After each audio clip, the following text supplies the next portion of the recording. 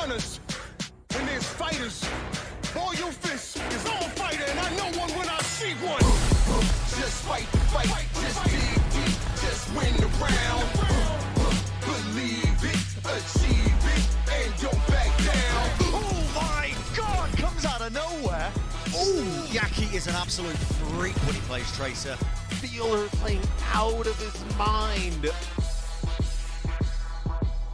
It's Big OG with a ridiculous fire strike. Wow, sensational stuff here from the Florida Mayhem. Oh my fearless, that is massive. What an earth shatter. We have a word for that. It's MTD, the main tank difference.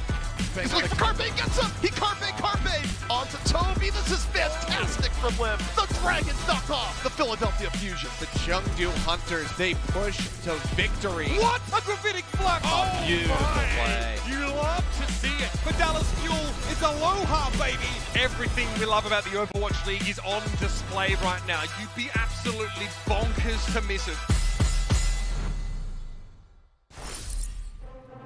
Welcome to the Watchpoint pre-show presented by State Farm. My name is Oikschwind, and with me on the desk are none other than Count, Jonathan, Reinforced Larson, Scott Costa Kennedy, and Danny Birthday Boy Lim. Hey, happy birthday, Danny!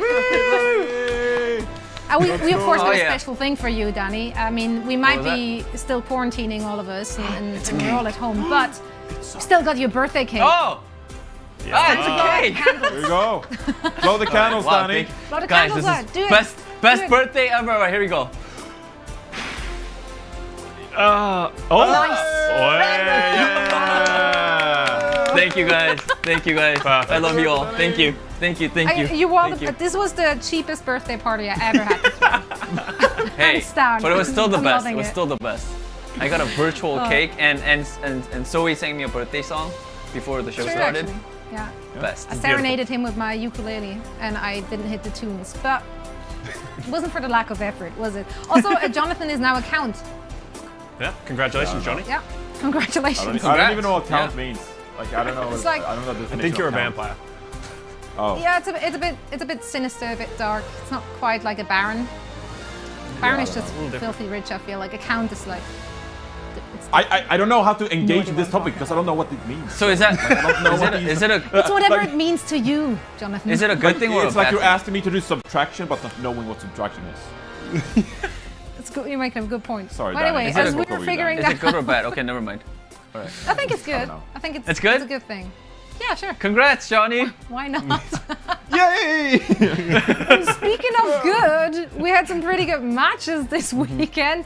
So, yesterday there were 4 teams hoping to win the Mayhem League tournament, and today that number dropped to just 2. Now, here's how the competition was cut in half. First up, in the day 2 winners match between the Dragons and the Fuel, Shanghai was this close to winning their third 6-map set in a row, which is actually insanity. It's just their shtick now. That's just what they do. But they ran into a very confident Dallas Fuel who bested them in yet another 6-map series, of course. Yeah, so we saw a precursor of the match that we're going to see in the grand finals. We saw this, just yesterday, and it was an absolutely ridiculous match. Went to 6, the Shanghai Dragons special so far throughout the May Melee, and I think they're actually doing this on purpose at this point, because every single map that they play, they get better. I don't know how it is possible, but their learning on the fly is incredible. And we actually see how they adjust against individual teams, and we saw that against the Florida Mayhem yesterday for the Dragons as well. I'm curious. The Dallas Fuel had a head full of steam, and they're a train that nobody can stop. But the Dragons just keep getting bigger and bigger and bigger and better and better and better. Have Dragons finally gotten to the point that they can take down the juggernaut of the Dallas Fuel? Yeah, they went from Charmander to Charizard real quick. Very quickly, yeah. Real quick. So I'm very, very impressed. Now, after that, an elimination match between the Mayhem and the Hunters was in order. Now, the Chengdu came out swinging on Lijiang Tower. Unfortunately, they weren't able to actually convert that into a map victory. They lost the second map as well. Blizzard World was fun to watch, at least, with Eamon backcapping, leaf popping off. It was exciting. It was a chaotic series, which is very befitting of the teams playing. And, in the end, it was just the Mayhem winning it out. Yeah, the Chengdu Hunters, they didn't quite get the win, but there were a lot of great moments. They really showed potential. Mayhem, though, on the other hand, this was a Mayhem that we really wanted to see. You know, Yaki on the Tracer constantly getting killed, and he was, you know, doing some leg workouts as usual in that match. It seemed like he was enjoying himself. And BQB also just phenomenal DPS hit scan. OGE was actually really great on Wrecking Ball, you know, constantly interrupting the backline as well. And the whole team, but the Mayhem in this matchup, they seem very well coordinated, and they definitely minimized all the mistakes from the previous day. Yeah, and finally, in a rematch of our first match on Thursday, the Dragons and the Mayhem battled for the privilege? Question mark of facing the Dallas Fuel in the grand finals. Now, their prior match was a match, you know, more on the chaotic side, definitely a close one, but it seemed like the Dragons were able to absolutely download their opponents in their rematch. Yeah, the Shanghai Dragons came in fresh and ready to go in this one. For the Mayhem, of course, they played this match back-to-back after their initial match against the Chengdu Hunters. So they looked a bit tired, they looked a bit off, and the Shanghai Dragons, they capitalized. They came into this match ready to go. They beat Florida Mayhem in the Reinhardt compositions, which we didn't expect at all. And then to top it off, they just dominated King's Row as well and just swept the Florida Mayhem in a clean 3-0 here. Shanghai Dragons, they're looking really good and they're improving every match, just as Costa mentioned before. With these signs ahead of us, the Shanghai Dragons are proven to be a real threat against Dallas Fuel in today's main melee finals. Can I be the one saying that I was a little disappointed at this one, though? I really wanted this one to go the distance. It was a bit anticlimactic to end the day after we had so many insanely great matches. Like, this one was a bit of a, oh, okay. Yeah, I mean, all the matches have been insane so far as we take a look at the bracket. But this one, that was the truly sweep, as you said so. So we had high expectations for this matchup, but as we see in the bracket, there's 3-0 so. Yeah, and now the Dallas Fuel finding themselves in those grand finals. And believe it or not, but this is the Dallas Fuel's first finals ever in an Overwatch League tournament or in a playoff scenario as well. So is, you know, you gotta ask the question, is the cycle of misery broken now? Let's give them today, okay? Let's not jinx them just yet. I think if they win, I think everybody will be convinced that the Dallas Fuel is a new team. I think regardless of the result today, they've done great. I think the cycle is probably over, but I want to see what I want them to put that exclamation point on the end of the cycle of misery is over, because until that happens, I think everyone's gonna have that in the back of their mind that, is Dallas gonna beat the Fuel again? I don't know. I'm worried. Please help me. The classic. Yeah. Now we're going to take a very quick break, but Emote Control is up next, so don't go anywhere. The Overwatch League is brought to you by T-Mobile, America's largest and fastest 5G network. Set your sights on the competition with T-Mobile. And by State Farm. For auto, home or renters insurance, like a good neighbor, State Farm is there.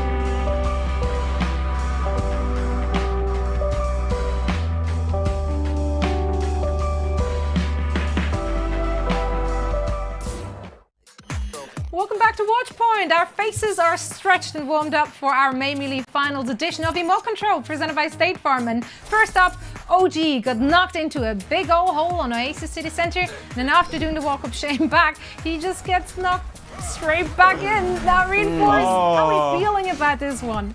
Oh, I feel your pain. Oh no, he's down the hole. He's down the gutter. This is my face. This is how I feel about this OG. I know the pain. He comes up here. There's a McCree right there. Okay, you gotta pick.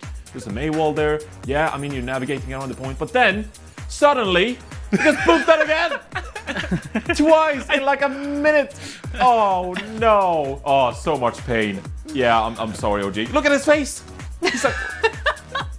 He's so fed up with it. I mean, this. Yeah, he's done with life. I'm so sorry, OG. I love it. I'm very sorry.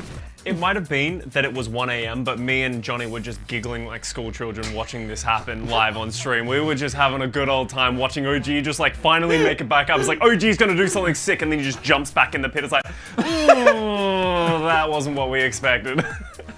I mean, to be fair, it's not past midnight now, and we're still giggling like schoolgirls about this very happening. So, Yeah, I guys, don't think it please was get about design. serious. All right? Sorry, Dan. Just get serious. We're talking about video games. What are you here. guys doing? Gosh. Gosh, it's Danny's birthday. Get it together. Yeah. Anyway, next up, Oh, yeah, Yaki. He's just so next level that he decides to. I can't believe him saying that. 1v1 a break on Havana. Casta, what the F? Yeah, we saw a bit of a. Yeah, you just see it there. This should never happen. A Brig should have the advantage over a Genji most of the time. Nisha leaves, safety and the use of his shield to a minimum and just gets absolutely bopped. And this was actually such an important moment. Mayhem don't finish this map here if this doesn't happen. He should theoretically have just straight up died, but because Yaki kills him, and my face is it from a support player. That's my face every time you lose that 1v1. Because then you have to explain it to the other people on your team. You're like, ooh, yeah, What do you say? Yeah, what do you even sorry. say? What do you even That's my say to your go-to. team? Like, oh. Sorry. At that point, you Sorry. just apology. It's the True. only way to go. I hope this inspires a lot of bold Genjis out there to come at me when I'm playing Brick. I'd enjoy that. I'd welcome them. Come with at open me, maces bro. and arms. Come- Exactly. come closer. Come at me.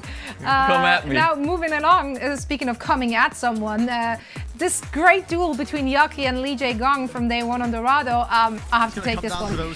The facial This is pain so of good. Yaki is everything. Look at him. He can't believe it. And he just popped off too, right? Like he just did something really good for his team. Then Lee Jae Gong is just like, no. making good use of that Valk, man. I can't get enough of it. It's so good. It's face funnier is if you so rewatch good. it also. Yeah. It's just. perfect. I love it from a Mercy. As a Mercy player, like that is like the best feeling that you can ever have. And I sum up Zoe's face. I agree with Zoe's face. That's how I feel when you do that as Mercy. You're like, oh, that was a lot. That was spicy. Kind of nice. We like it. We like it. Now, next Feels up nice. is a play by Leave on Hanamura, which is going to make everyone try to play Hanzo, unfortunately, on ladder. But trust me, you can't do this. Danny, that was just disgusting. All right, I think this is the only fitting word here. Yeah, I 100% agree. Disgusting is the perfect word. He was just too good. It was so good that it was disgusting. It was filthy. Oh, That's my God. face. They It's brought it disgusting and back. filthy. It's so good. That's excitement plus disgust at the same time. Yeah. How do you This do that with face your is- face? How do you do I don't this? know. We discussed like just when we were dancing around here on the desk for no reason whatsoever. I don't even know what started, but you made that face. And it was branded inside my brain ever since. I can't forget it. Aw, It's thank living you. rent free. I'm not sure it's a thank you. compliment, but it's Well, yeah, I mean, sure. Why not? well, It's a birthday. It's a compliment. Yeah, everything's a compliment today from me. Thank you. Nice. The segment is called Emote Control, and we're definitely out of uncontrolled here. So Yeah. get the Sure. reins back. Well, They won't finally. leave Florida alone. I can do puns and stuff. Corruption's doing it, so why can't I? No, We Johnny. like it. We like it. Now, finally, I want to take a look at one last play here from Thursday. It was this epic bump on Hanamura. I mean, we went absolutely nuts in the back. Yep. So let's give it all a good go here with our emotes / faces. Yep. We love to see it. Yeah, it's just like thanks, Fleda, right? Like, why not? Johnny's face. We co-work is like these. Actually true. My face was Fleta. What team are you Because on? that's him in the ice block, just like, bye guys, have a good time. Johnny, what team are you on with your facial expression? Oh, Florida, all the way. I mean, you see a 4K show up on the kill feed and you just lose it. I mean, if this was in person, in like the Blizzard Arena or like at a homestand, oh my god, I would have gotten tinnitus. It would have been lit. Would have been great. Okay.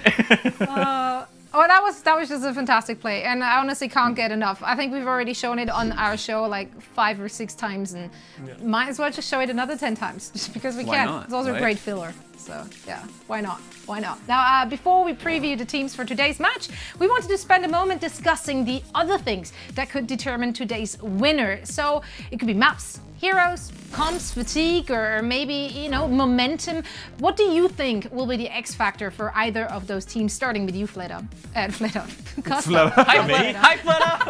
Hi, Fleta. You just give me that Fleta energy. I don't know. Can I be Fleta? I would love to be the 2020 MVP. That would be everything. And good at DPS. I've never been that either. So, but for me, the X factor is Fleta for me, and it's specifically him on the Echo. I think that is sort of the solution that the Shanghai Dragons have come up against the Dallas Fuel. He is just so dominant, just turning into every hero in the game and just excelling at it to a ridiculous level. But on top of that, I think their focusing beam onto Fearless is such an important thing. It sort of changed the dynamic in the way that the Fuel had to play. So for me, the X factor is Fleta on this Echo. I think he's going to play it 100% like he did in the last series and just take it to the next level.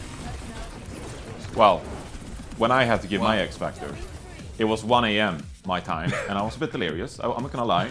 So the best thing that came to my mind was the Shanghai AI logarithm. I don't know complicated words. Shanghai. Like, I they just kinda like keep it though. logarithm. It's good. expanding Keep on their going. knowledge. Okay. I can't believe it. The Shanghai X Factor, learning AI. Like, they just keep improving every match. The reason they play 6 maps is to so have more time to scrim and just improve at the game. That's the real reason. They just drag it out, and sometimes they lose. I mean, that's not very good. Like Legic on here, he just walked into a dragon. Who does that?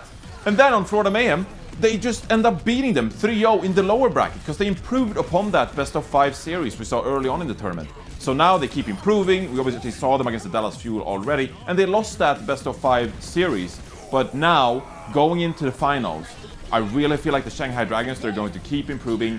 Their learning AI is working at full capacity right now, and I really feel like the Shanghai Dragons are going to go into this one looking a little bit different from what we've seen in prior matchups. And I really do feel like they're going to keep improving. So really excited to see what Coach and the Shanghai Dragons come up with this one.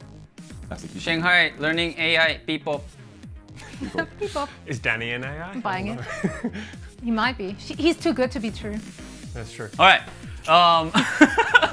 My X factor, I actually chose Fearless and his Winston play. I mean, throughout the whole May Melee tournament and even the knockout rounds, like I think Fearless just outperformed any of just every other main tank players. And I think it was Lip on his post-match interview that mentioned that Dallas Fuel's main weakness is not having a hit scan player. And a lot of people believe that, but why do you worry about them when you got, as you see, Fearless, who could actually kill a Flying Pharah or an Echo as a Winston? And he apparently has way more jump packs than any other Winstons in the league. So, I don't think that's a problem. So I think if Fearless can continuously perform at that level that he's performing right now, I think Dallas is going to win today for sure.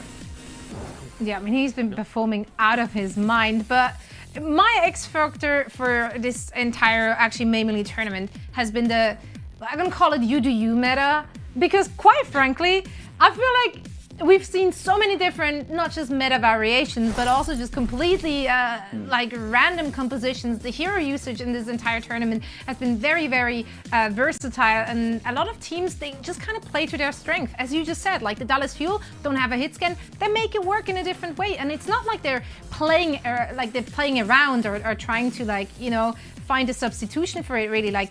They play their thing and it works. It doesn't look like a substitution, it looks like their thing.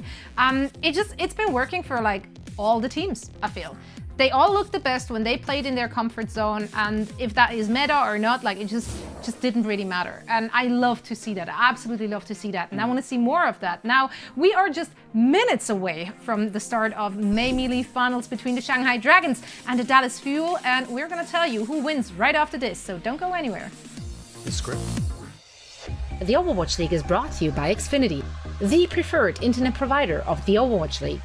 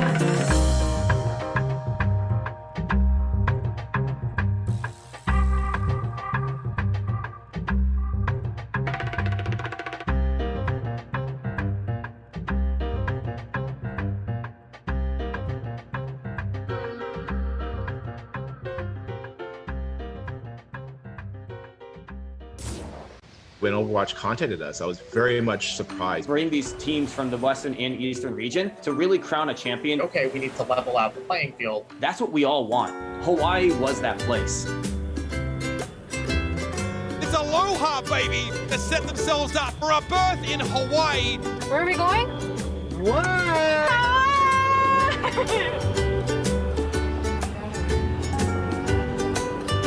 Aloha. One of the biggest priorities really was to figure out how to get global competition more regularly. As you recall, in the 2020 Grand Finals, we flew 2 of the North American teams over to Korea. They had to do a 2-week quarantine. We wanted to find ways in the future to make it better for our players. How can we solve this problem? And tried our best to think outside of the box.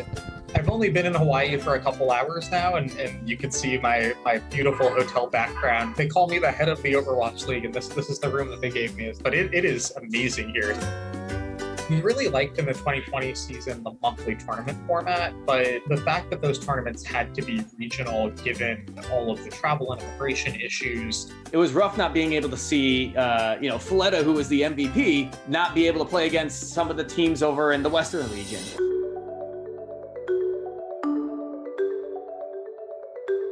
I'm Sky Kavaloa. I'm a PhD student at the University of Hawaii, and I actually do esports research. So I was a bit worried about the ping because Hawaii has a reputation for having ping that's probably a little bit higher than most places. If latency was too high, we would not be here. After extensive testing, we found that we can have both teams in Asia and Hawaii play at the same latency, which is huge. That really was the aha moment. We're getting the 2 teams close enough to our tournament server where we have great connections and high quality Overwatch. There's an undersea internet cable connecting Hawaii directly to Tokyo. The second step for us was then to say, okay, we need to level out the playing field. Over the offseason, we worked with Team 4 to help build this minimum latency feature for our 2021 season to allow for a more even match play. And we even have a direct line from the University of Hawaii that we're playing from to the Tokyo servers, which allows that latency to be as low as possible across the entire Pacific Ocean.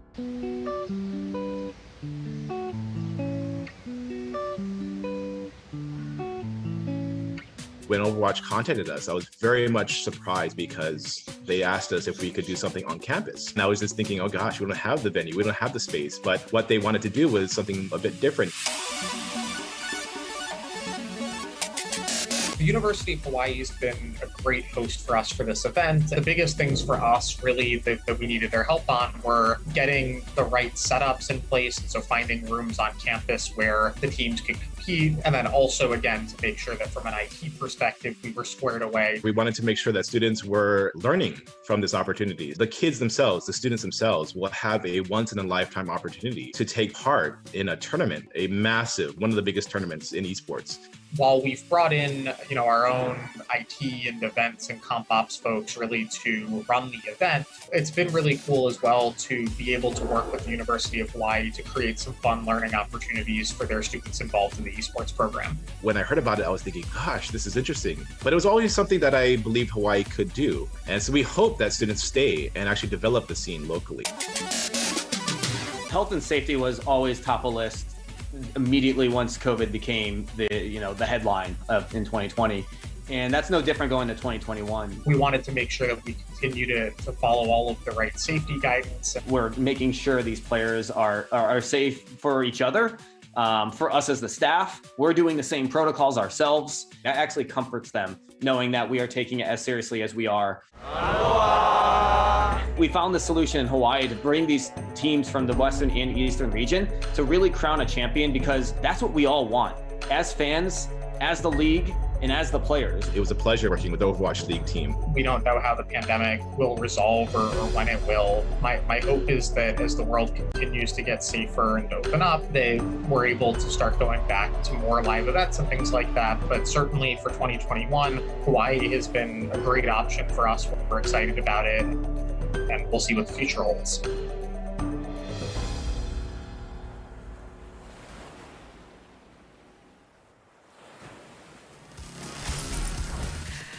Welcome back. That was a look at how Hawaii made the Mayhem possible. And right now we're getting a live look at the Dallas Fuel getting ready for their first finals in team history. Now, that game will start momentarily, so while we wait, we'll preview this match, including the elite supports playing today. Check out these supports power rankings powered by Watson. And look at that, Fielder and Izayaki. They are all the way up there. Costa, what are you making of this matchup? Yeah, I think the unsung heroes, maybe I'm biased because I'm a support player, but the unsung heroes of this composition so far has been Fielder on the Ana as well as Izayaki. They've been so good with not only being able to keep their frontliners alive by healing them, getting the nanos off, getting those engages, just staying alive because they have those coming. We've seen 4 Winstons in one team fight, all primaling around. Try dealing with that as an Ana. These guys have done such a great job, and this is why they are the best in the business. It's been awesome to see how the adjustments have been made as this tournament has gone on, because I think Shanghai sort of cracked the code a little bit by diving Fielder and putting more pressure onto Fielder in the series that they played. And that is why this match last time they played went to 6, is because Shanghai was just putting so much pressure on Jexay and Fielder, and they just didn't have all the time to respond. And that led to this snowball. Fortunately, Dallas did get over the edge last time that they played, but if Shanghai have cracked the code and they're able to spend the entire series doing that, I'm not sure if they're going to be so lucky on the Dallas field. Just look at these numbers right here. Just under 6 enemies slept for both of them, which is actually so impressive with how fast everything is moving. But you can see their damage, healing, and assists are all around the same place, same as their deaths. That is how neck and neck these two teams are, and in the flex support area. So I'm excited to see these guys go. I just want to see an absolutely banger of a match. Reinforce, what do you think about that tank matchup in this one? Oh, this is the matchup for me in this match, because we talked endlessly about Fearless, the best Winston player in the world, the main protagonist of the Overwatch League anime. From the 0-42 Shanghai Dragons to last season 27-2 with the Shanghai Dragons. Look at his Winston stats in this matchup. 6 final blows per 10 minutes, 3.7 primal rage kills per 10 minutes. The guy is a beast! And now, Fate stands in his way. The new addition to the Shanghai Dragons going into this season. And Fate really has to deliver in this matchup if the Shanghai Dragons are to stand a chance. He has arguably been the one player in mirrored roles who perhaps underperformed relative to Dallas Fuel the most. He needs to step up and really leave a mark on this series if the Shanghai Dragons want to win. Of course, Fate, historically, been a very successful main tank in Overwatch League history. He has won a World Cup with Team South Korea, but he's fallen off a little bit as of late. Can he now step up in this very important matchup to rise to the level of Fearless? That he has to do if the Shanghai Dragons want to win this match today. And Danny, if we're moving on to the DPS section, who are you excited to see today? I'm actually personally really excited to see Lip on Tracer, Lip from Shanghai Dragons on Tracer. He was phenomenal yesterday. And let's look at the stats. I mean, yeah, compared to Sparkle, Sparkle is really good, but compared to Lip, he is nowhere near Lip's Tracer. And I mean, yeah, the stats sort of speak for itself. Other than Elims, you know, he's just leading in hero damage and everything. And that just shows, I think, also, a lot of people know that Lip is a great player, but his Tracer, I think, sort of caught everyone off guard. He was just phenomenal. Look at that, look at those kills. I know he was getting pulse bombs, he was sticking pulse bombs just left and right, and getting kills left and right. He was just phenomenal, really great player, and I'm really looking forward to see how he performs today. Yeah, he had an absolute MVP performance yesterday, but you know, aside from all those players you guys already mentioned, let's just take a look at the rest of the players which will be meeting each other on that server, because it turns out that all of them had really standout performances so far in the Mayhem Elite tournament. You can literally make arguments for every single one of them. This was the easiest card to make. I say that as someone who didn't make that graphic at all. Neither did I actually make the effort of getting those stats. But, you know, like, they just all had something going for them, and they all had pop-up moments in the Mayhem Elite so far. So I'm very, very excited to see that clash today in this very match. Now, it's time again to reveal our picks for this very match, and unlike any other day, we have no idea what any of us picked. It's gonna be interesting. Big surprise. Wow. Big surprise. All right, I think I'm starting. Where are we starting? Are we starting? Am I going first? Okay, we're going with Johnny first, actually. Johnny. Oh, wow. I'm starting first? Wow. Yep. Here we go. First. Well, Who we got? I'm going to be pretty straightforward with this Dragons. one. Dragons. I've already conceded to the AI overlord. And so I really do think that man for man, the Shanghai Dragons are the better team if they play similar compositions as yesterday. I'm going with the Dragons. I know that Dallas Fuel is all the rave on Reddit and Twitter and social media, but I know there's some Shanghai Dragons fans out there. I know that they are there to support me. I'm going with the Dragons. I think they'll improve upon yesterday's game, and I think they have what it takes to finally win this one. I knew Last it. time, And it was such a Johnny. big brain play yesterday. Yeah, it worked for you last time, Johnny, didn't it? Oh, maybe not, but this time I'm actually joining Johnny on the Shanghai Dragons fans. I think the Dragons look so much improved over the last couple of days. They look like they can hang with the Dallas Fuel, and as I said, I think they've worked out the Dallas Fuel. I think Shanghai is going to come out strong, and I don't know if Dallas Fuel have the adaptability in them. Listen, guys, I just want to say, we doubted this team throughout the whole season. I mean, coming into the main melee, and then this team dominated San Francisco Shock, Houston Outlaws, and look where we are at right now. Finals. And who is this team? Of course, Dallas Fuel, everybody. I believe Dallas Fuel. Danny. It is not going to be easy, but I believe in Dallas Fuel. They're going to do it. I mean, like I said, everyone doubted them, and then they made it work, and they're in the finals now. The grand finals for Main Melee tournament, they made it here. I feel like they're going to have something up their sleeves. Same. Sorry? Danny, Yeah? you know, they have the fearless difference here, and I really think that Wow. if he's gonna go, pop Johnny. off. Let's go! And I mean, they are the ones coming through the upper bracket, right? Like Shanghai had to fight their way back up. Let's not forget that.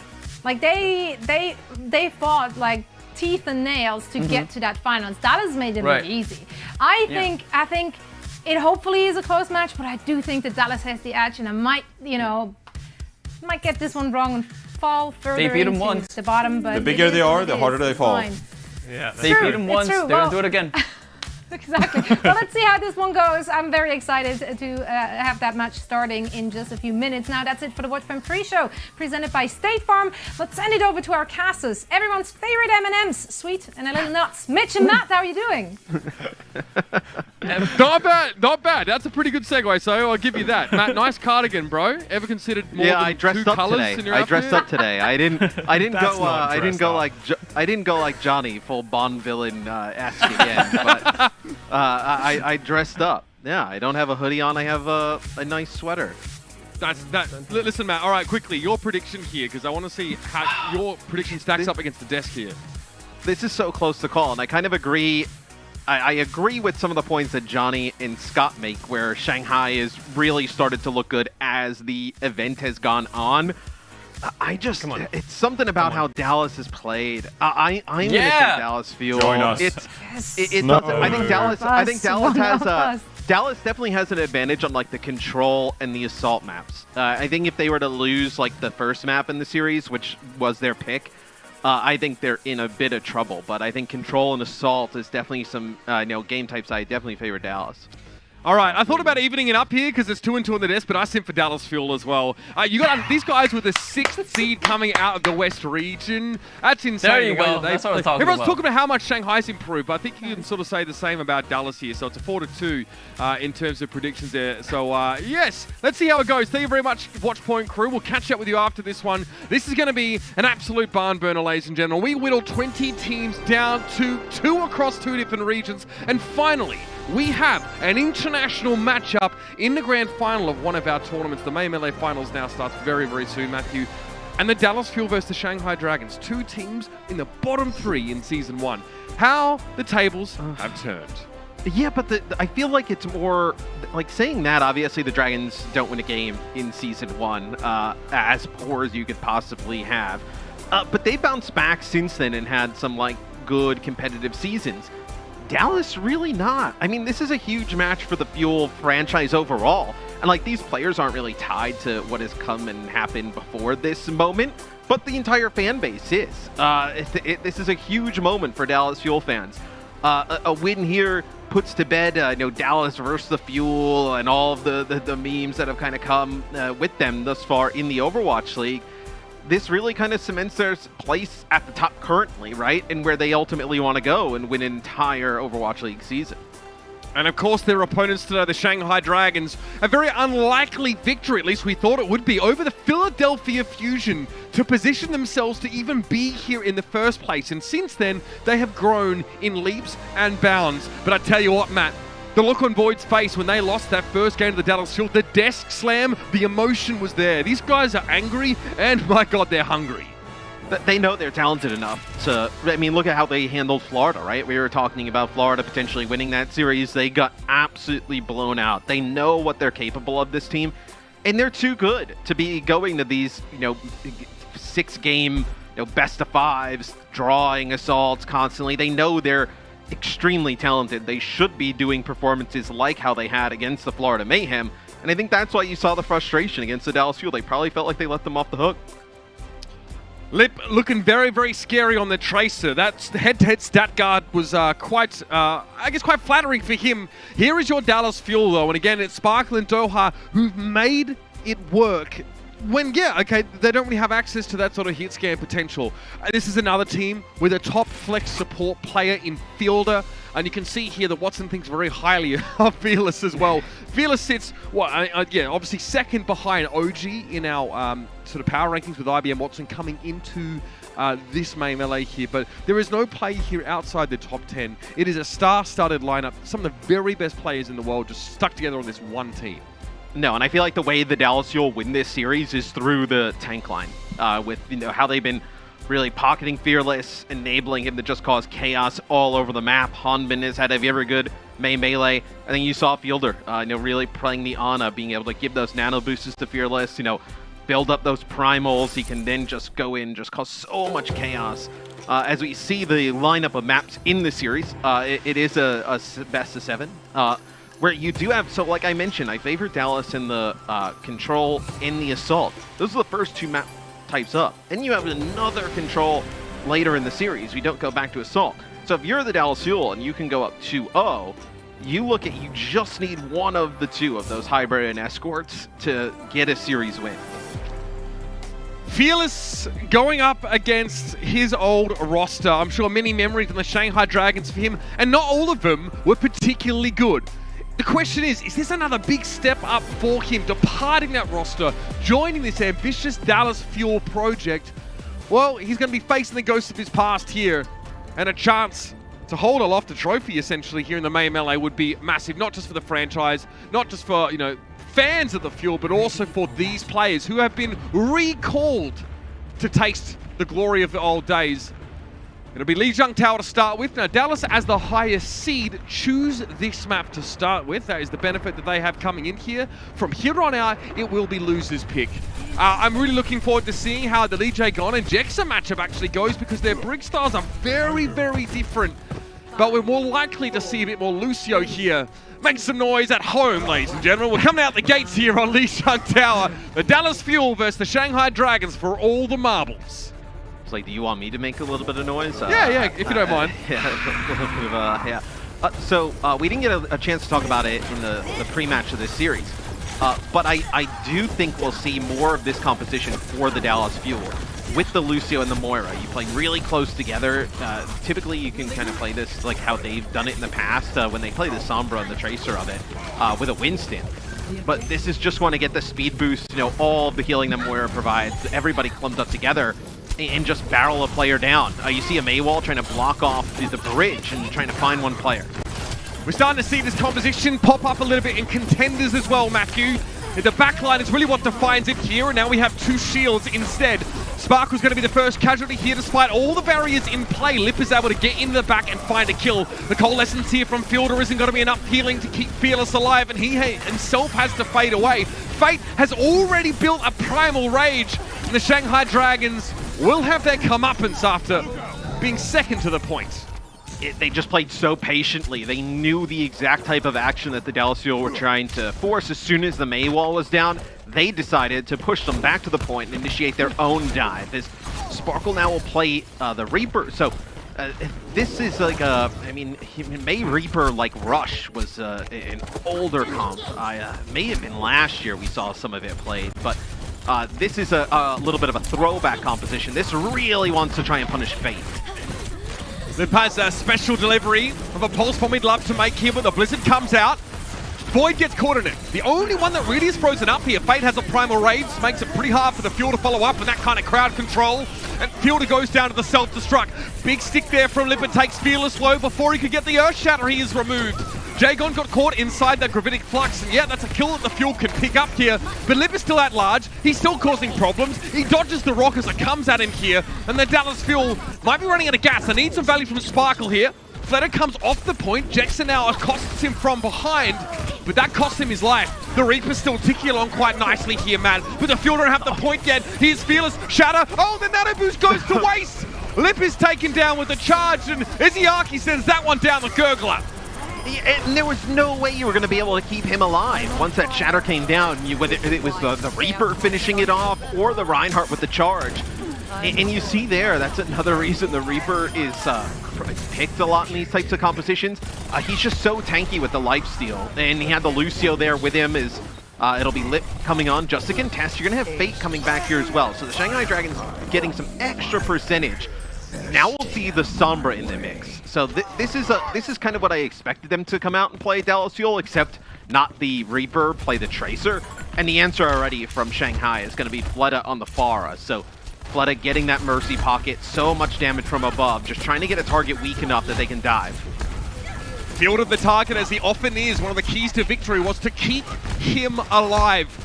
Fleta will definitely be looking to try and pressure those targets behind the shield, and he only has eyes for Fielder right now. Dohad down. Sorry, he loses the battle of the flankers to Lip, and this is where things get a little bit dangerous for Dallas. They're forced to play on the point here. 60% and counting. The Winston bubble for Fate has gone down. Fearless in position with a Shatter here to make something happen, and Lip has a pulse. It sticks. Fearless is in deep trouble. Lip's going to clean him up. Yeah, the sound barrier comes in from Jexa. It'll be a Death Blossom that's going to connect up the Pharah and the Mercy here. And then you have Sparkle get right up. I believe he was slept and woken up immediately. And that Death Blossom is massive. The Death Blossom from Sparkle plus Hanbin able to keep the point in the Dallas Fuel favor. And this is huge, Mitch. They're going to have an EMP plus Shatter in self-destruct. Yeah, the chip's starting to fall in favor of the Dallas Fuel here. Izzyaki again does not have the nano boost to work with in this next fight. An ambitious barrage may be on the cards for Fleta, as he's built that one up pretty quickly, but an EMP comes out, that affects Fate, and he gets blown up instantly. Now it's really going to be up to Fleta to try and keep the Dragons in this particular round. Lip skirting around the edges, here comes the self-destruct, shields up, but still, Void gets two! Perhaps the Reinhardt shield wasn't enough.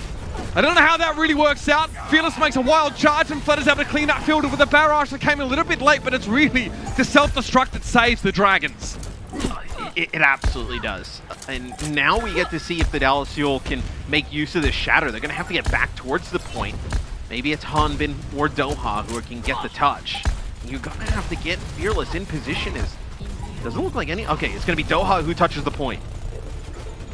Fate and Void, stalwart on the point here. Sparkle going down to Flatter early isn't ideal. There's not much Reaper can do about that airborne threat. Fearless wants to use this shadow, but he's going to run out of help before he has an opportunity. Fielder desperately trying to keep him topped up with the coalescence, but the damage keeps coming. Fearless, Shatter, gets Fate. Can he charge? No, Fate's able to jump away. What great use of that jump pack tech to avoid the inevitable charge. Or at least it seemed that way. Lip has to be careful though. That Hammer's fighting him and he's low. Dexter's going to clean him up there.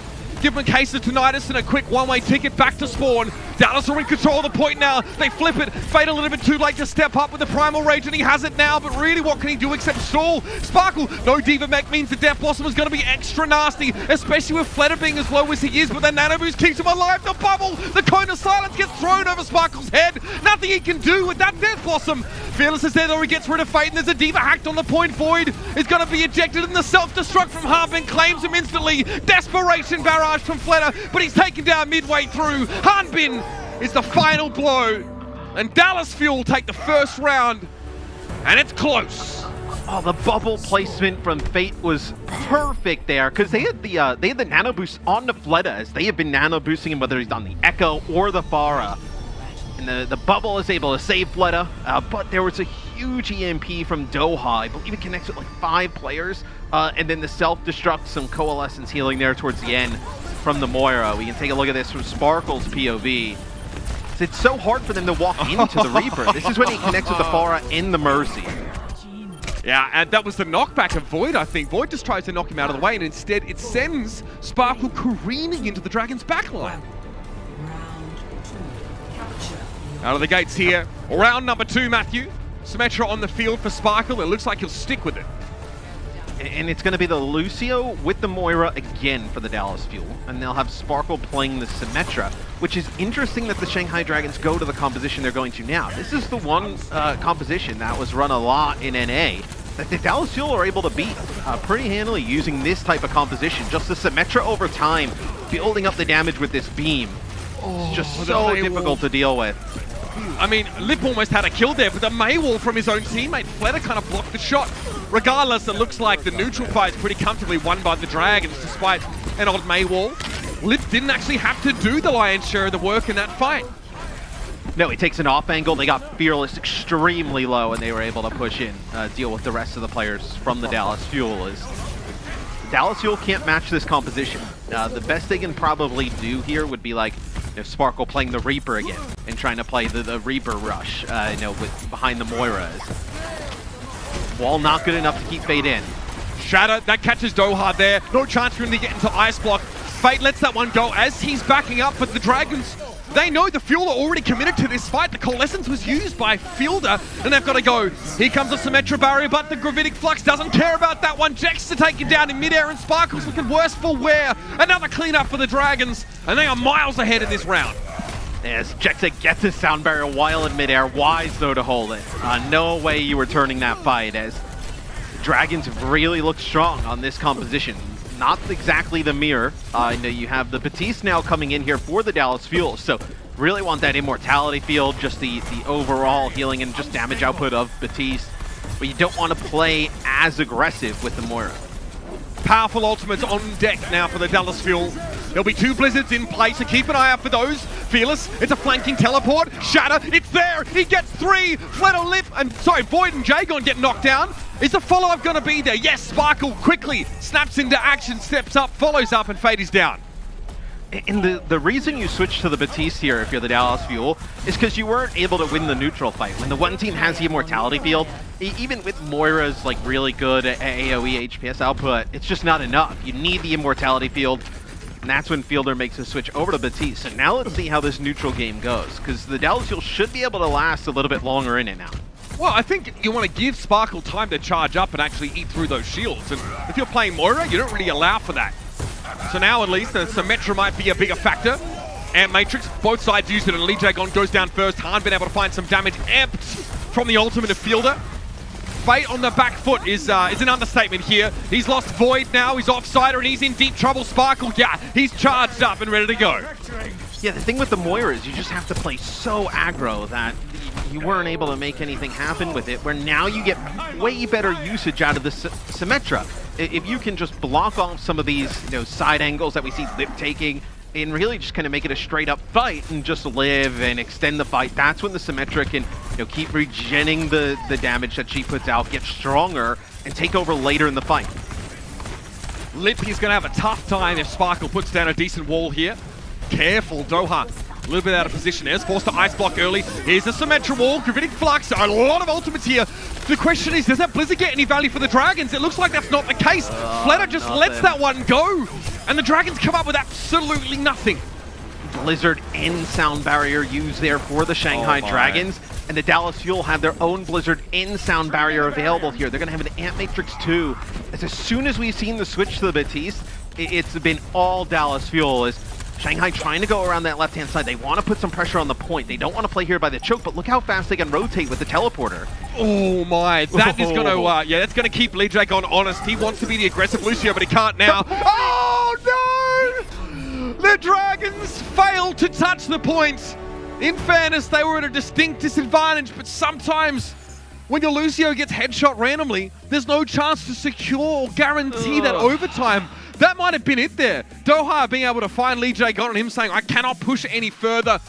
But Matt, you've got to give credit to the Fuel. They can actually slow it down. They might be the progenitors of this Lucio Moira comp, but when they have to play Batiste and sit back and play the neutral, they also look really good.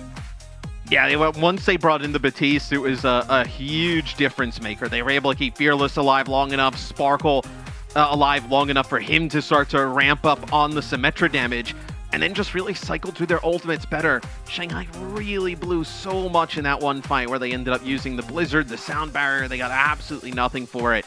So Dallas Fuel still looking strong in control. The next map being Assault is definitely going to look to be in Dallas's favor as well, as Shanghai is going to have to come up with something quick. Absolutely. They've got a couple moments to do so stick around now as the Dragons go back to the drawing board and try to find a way to fire back after the break.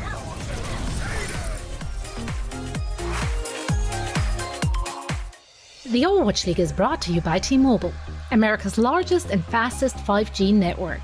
Set your sights on the competition with T-Mobile. And by Indeed. We help people get jobs.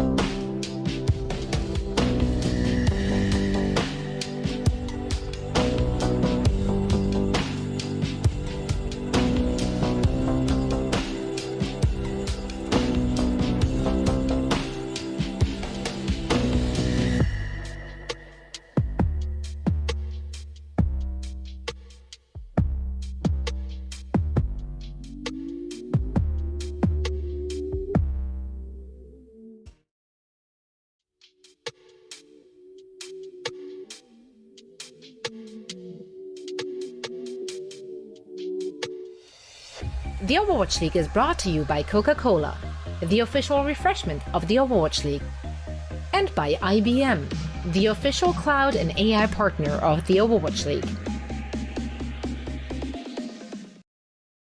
Hi, folks. Radicalhone here. The fine people down at the Overwatch League are offering you a deal that you are not gonna want to miss out on. Right now, for a limited time only, we've got tons of these Overwatch League perks. Jimmy down at shipping must have put a couple of extra zeros at the end of the order. We got so many Overwatch League perks, this roof's gonna buckle. Watch out, Jimmy. The boy's sweet, but if brains were leather, well, he'd have about enough to saddle a June bug. Just click right down here, connect your YouTube account to your Battle.net account, and by God, you're gonna start seeing these league tokens stack up higher than a Georgia pine. I've got legendary skins, I've got Overwatch League skins, and more to come. So come on, folks. Connect those accounts, get those perks, and let's make sure Jimmy here gets to keep his job. I tell you, his brain rattles around like a BB in a boxcar. That boy could flunk a blood test. There's a tree stump in Louisiana with a higher IQ. He's so stupid, he's my uncle and my brother. Overwatch League perks. They make everything better.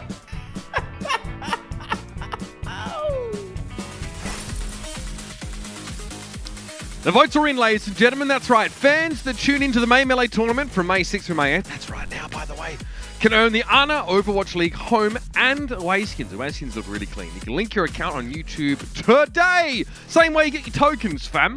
And yeah, looking forward to seeing what it'll be next month. But as an Ana main, I'm particularly happy with this one. Here's our top 10 tanks with our power rankings with IBM Watson coming into the May Melee tournament, Matt. And yes, obviously Void there at number 9. But both Fearless and Hanmin sit in the top 5. And we kind of hinted as that might be the point of strength for this Dallas Fuel roster in the matchup. It's not really surprising. The Dallas Fuel, they don't have that McCree player that a lot of other teams do have. And they've just been playing a lot through these tanks. You see the difference that Fearless makes on the map. It's definitely easy to see. And Hanbin as well. Just tremendous player last year with the Paris Eternal, not missing a beat here now with the Dallas Fuel. So, the next map in the series, Mitch, is obviously the Shanghai Dragons pick. We do go to the Temple of Anubis, so this is interesting. Anubis, you can't really play like the Moira. I mean, you could play like Moira Lucio like on point 2, but really at the start you can't. There's good Widowmaker sightlines, which the Dallas Fuel can't utilize. A good Echo map, kind of forcing them into maybe like an Echo matchup. So Shanghai definitely trying to force the issue here, coming up with some different types of compositions that maybe the Dallas Fuel can't match. Right, you teased this and said, like, generally speaking, this map type is a pretty good one for the Dallas Fuel, and you can see here way back in 2018, the Fuel have one of the fastest all-time runs on this particular map. But specifically, the Temple of Anubis might not lend itself to Dallas's core strengths in the same way as, I don't know, Volskaya or Hanamura, for that matter.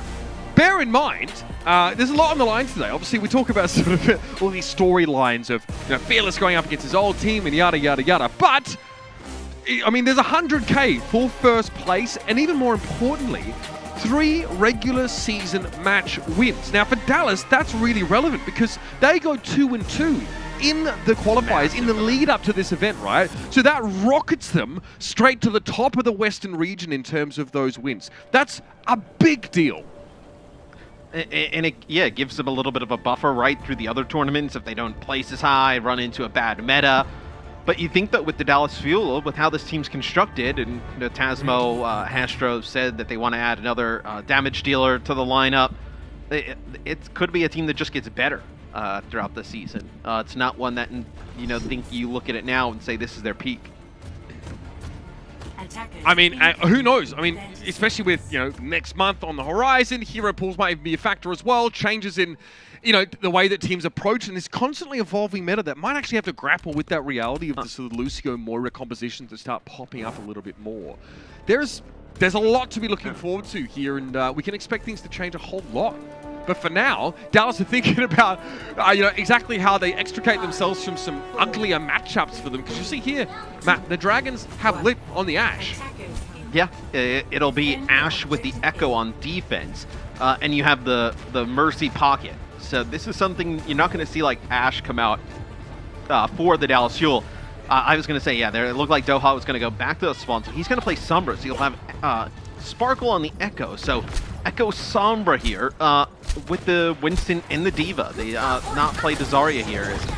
They get a Biotic Grenade on Fate, and that allows them a little bit more space to move through the choke, and they connect with Fleta already. Mind you, there's a Mercy on the side of the Dragon, so even in the presence of Jagon, they're able to find that kill. Hanbin also gets rid of the Jagon here. Dallas have some momentum to work with here, but Hanbin doesn't have a ton of backup. Biotic Grenade used defensively by Izayaki, especially in lieu of their Mercy being dead. That's important for the Dragons to stabilize on this high ground here, and Sparkle can't quite get to grips with Lip. So you do have first blood drawn by the Dallas Fuel, but not enough to be able to get a push and make some type of progress on the point. But have to be careful. The focusing beam from Echo kills you in the blink of an eye. If Fleta even gets a little bit low, they're going to try and take advantage of that. Get back in the fight. Again, the Dallas Fuel's composition may be one also designed to punish Fate or Void for extending too far. Look at that. See how they react when they see Fate pop up. He's going to get given a nano boost though, and Fielder's going to have to do the same for Fearless. Doha is clinging onto life right now, but it's about what Fearless can do here. He gets Coach Gun backwards as Hanbin is desuited. Fate is slept though, so that's a huge pick. Now Dallas could move with some momentum, but instantly Izayaki douses them in a Biotic Grenade. Two players can't be healed, and that stuffs Dallas's momentum. Yeah, the Biotic Grenade there from Izayaki was huge. If he doesn't connect with that, maybe the Dallas Fuel are able to regroup and do something with that, but they also are trying to get, it was Doha who was getting hacks onto Fleta. So trying to limit the amount of duplicates, primal rages that Fleta can go in and cause. Ooh, the damage boost headshot there from the Ashe. Not going to live through that. Nicely done by Lip, and he is absolutely keeping himself at a safe distance here. You see Void and Fate are just sort of interposed between him and the rest of the Dallas Fuel. Fleta also staying at a rather respectful distance, but there's a duplicate available for both Echoes. This could get messy. Fleta, okay, duplicates into a Brigitte here, but he isn't really close enough or in range to anyone to build up that rally, so he might not have a lot of healing available. Now with Fate going down, this could be a problem. The teams trade their main tanks. Jackson uses rally, Sleek Dart on towards Void, but what can Dallas do with that? They get a Biotic Grenade onto Lip. That's gigantic. Sparkle also nano boost. I think he gives that one over to Hanbin here, and the Fuel are cooking with gas. Yes, they want to get Hanbin on the point. They want to push up. They know that Fate is coming back, and he's going to have a Primal Rage. It's a big D-Mech, though, and it's going to be another nano here. This time, this is the one from Fielder, not from Sparkle coming in on Hanbin, as they push him all the way through. Void can't remech, but that might not be an issue. Fate gets a very timely Primal Rage to clear up the point, and now Hanbin doesn't have any healers whatsoever. Looking for Lip, gets him very low. Lip has to get attended to by Jagon, but again, the Dallas Fuel pull up short. Only one tick on capture, and there's 40 seconds left, Matt. But with Fleta having the, he puts down enough damage on Doha and then Lip finishes him off. You're not gonna be able to just ignore him, right? He's in the sky on the Echo. We know how good Fleta is already, last season's MVP. Just a damage boost, no hit scan on the other side to even threaten him. He's gonna pop off, picks up a bunch of kills towards the end. This will be Sparkle over to Tracer. This EMP from Doha has to be big if they're gonna make any progress on point A. Absolutely. The Fuel aren't primed. They're not teched up for a long fight, Matthew. They've got Moira and they've got Lucio, and neither have key ultimates available. This is going to have to happen right now. That's an EMP, but Fleta somehow still gets a duplicate, and it's on a key target, the Winston, and he's charged up. He might have a primal here. Izayaki goes down, the Jexa is traded, and that's a big resurrect. Mercy's not available right now to the Fuel, and that's going to hurt them in the later fight.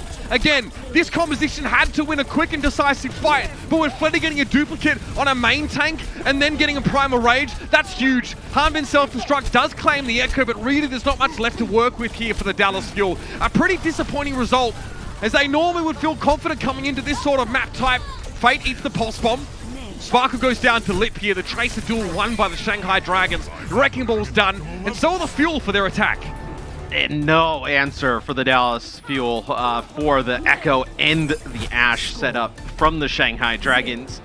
In Shanghai, obviously know what Dallas's weakness is, right? Playing that long-range hit scan is not something that the Dallas Fuel can do, or we've seen them do. And they take advantage of it. Now, the Mercy with the pocket on the Ashe and the Echo is so strong. they're really relying on these massive EMPs. But even when the EMPs are coming through, like the last one, as soon as the translocator goes in the sky, Lee Jae-gon uses the Valkyrie, so he's able to keep everybody alive even though he gets hacked. If you weren't landing those massive EMPs and taking advantage of them, you are never going to win with that composition, and they don't. They do get 50% on the point, so it's definitely not one that the Dallas Fuel are completely out of just yet, but it does not look good.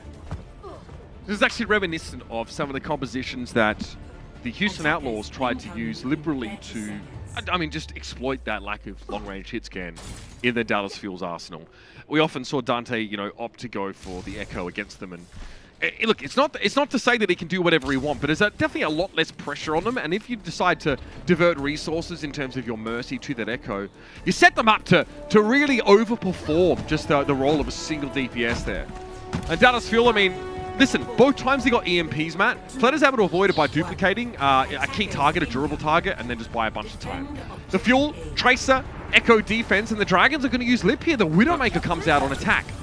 Yeah, look, what you can do with the Widowmaker, if you just play point, if you're the Shanghai Dragons, with how much percentage you need, it's going to unlock crazy good sightlines for the Widowmaker, and all it takes is, you know, Lip to hit one shot to seal the deal. That's going to be Fearless down, Jexay goes down to the headshot from Lip as soon as he gets control of the choke. This should be Shanghai just rolling on in. You can see the desperation. Doha tries to use Focusing Beam on a full health target, and it's really nothing more than a tickle at that point. Meticulous now from the Dragons as they really pick the Dallas Fuel apart, and they'll move to the point. This will be a pretty cut and dry map, I dare say. Temple of Anubis looks to be pretty one-sided. Fearless is doused by the grenade for him. He'll try and get away, but it's unlikely. He'll buy a little bit more time, but that is going to be that, and it's a tied series here. The Dragons know exactly what map to go to, Matt, and the Fuel don't really have an answer. It's a fantastic map choice here for the Shanghai Dragons. If they would have went like Hanamura or Volskaya, a lot of other different kind of compositions that the Dallas Fuel can play to really avoid what they've avoided the entire tournament. Here they can't. They have to play, you know, some type of hit scan on the defense with the Mercy. They're not able to do it, and the Shanghai Dragons roll them. The issue with Shanghai now is you have a Dallas Fuel map pick, so they can take this to a map coming up that definitely favors some of the things they want to do a little bit more. Can Shanghai do these types of things on other maps, though? That's what'll be, you know, the big thing for this series. If they can, you may see it continue to go that way. Well, maybe what's Hybrid coming up next here, and I can think of a few maps the Fuel might want to play. Let's see what they choose, though, as we come back after the break. It's a tight series, ladies and gentlemen. The Dragons have showed they're here to play, and they've definitely been thinking about their map picks. See you in just a moment.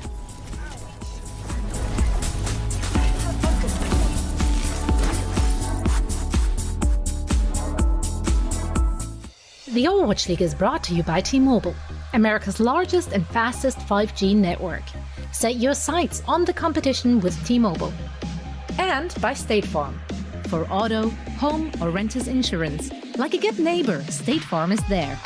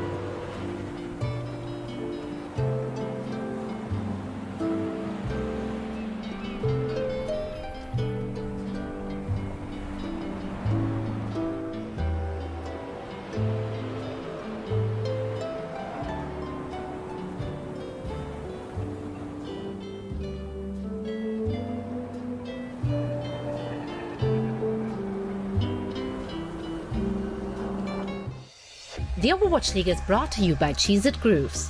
So much flavor, it's a mind crunch. TeamSpeak, the official voice supplier of the Overwatch League. And by NetApp, the official data management partner of the Overwatch League.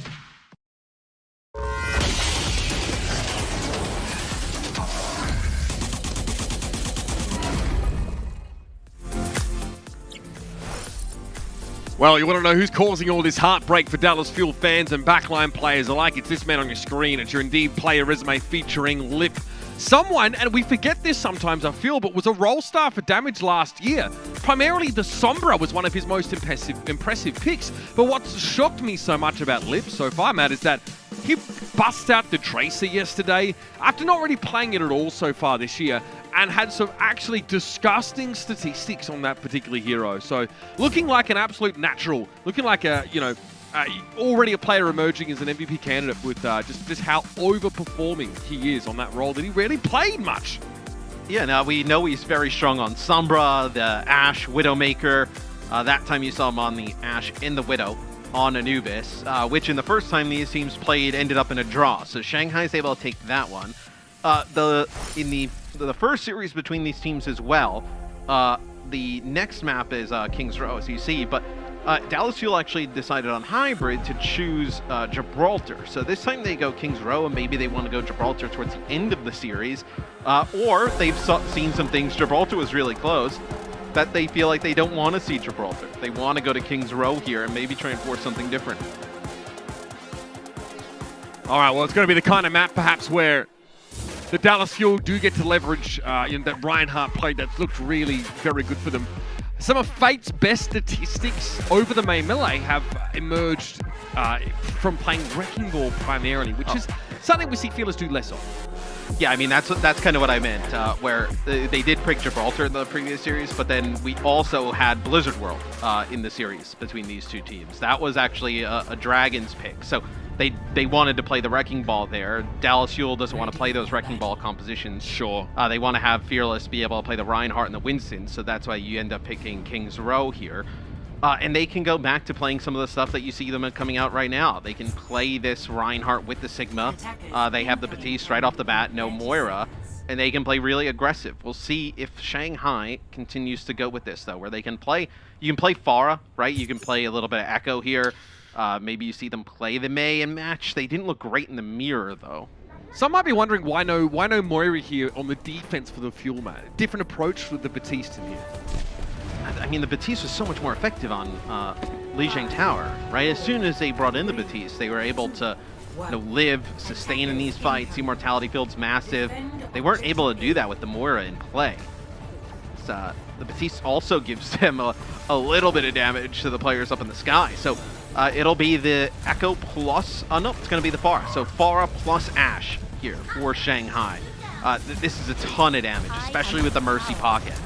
In the same way that Batiste benefits the Fuel in longer fights, so does Fletterer on the Pharah for the Dragons. Now it's really about how we can isolate individuals, and look at this already.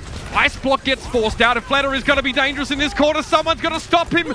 And Accretion catches him, but he's already gotten Sparkle, and now he's about to get into the cookie jar big time, Matt. Complete control on the point here. With how much damage he puts down, you can't rush somebody down. And you see the Shanghai, they back them up into the corner. They don't push in right away. They just let Fleta just keep poking the damage as Sparkle comes back on the Soldier 76.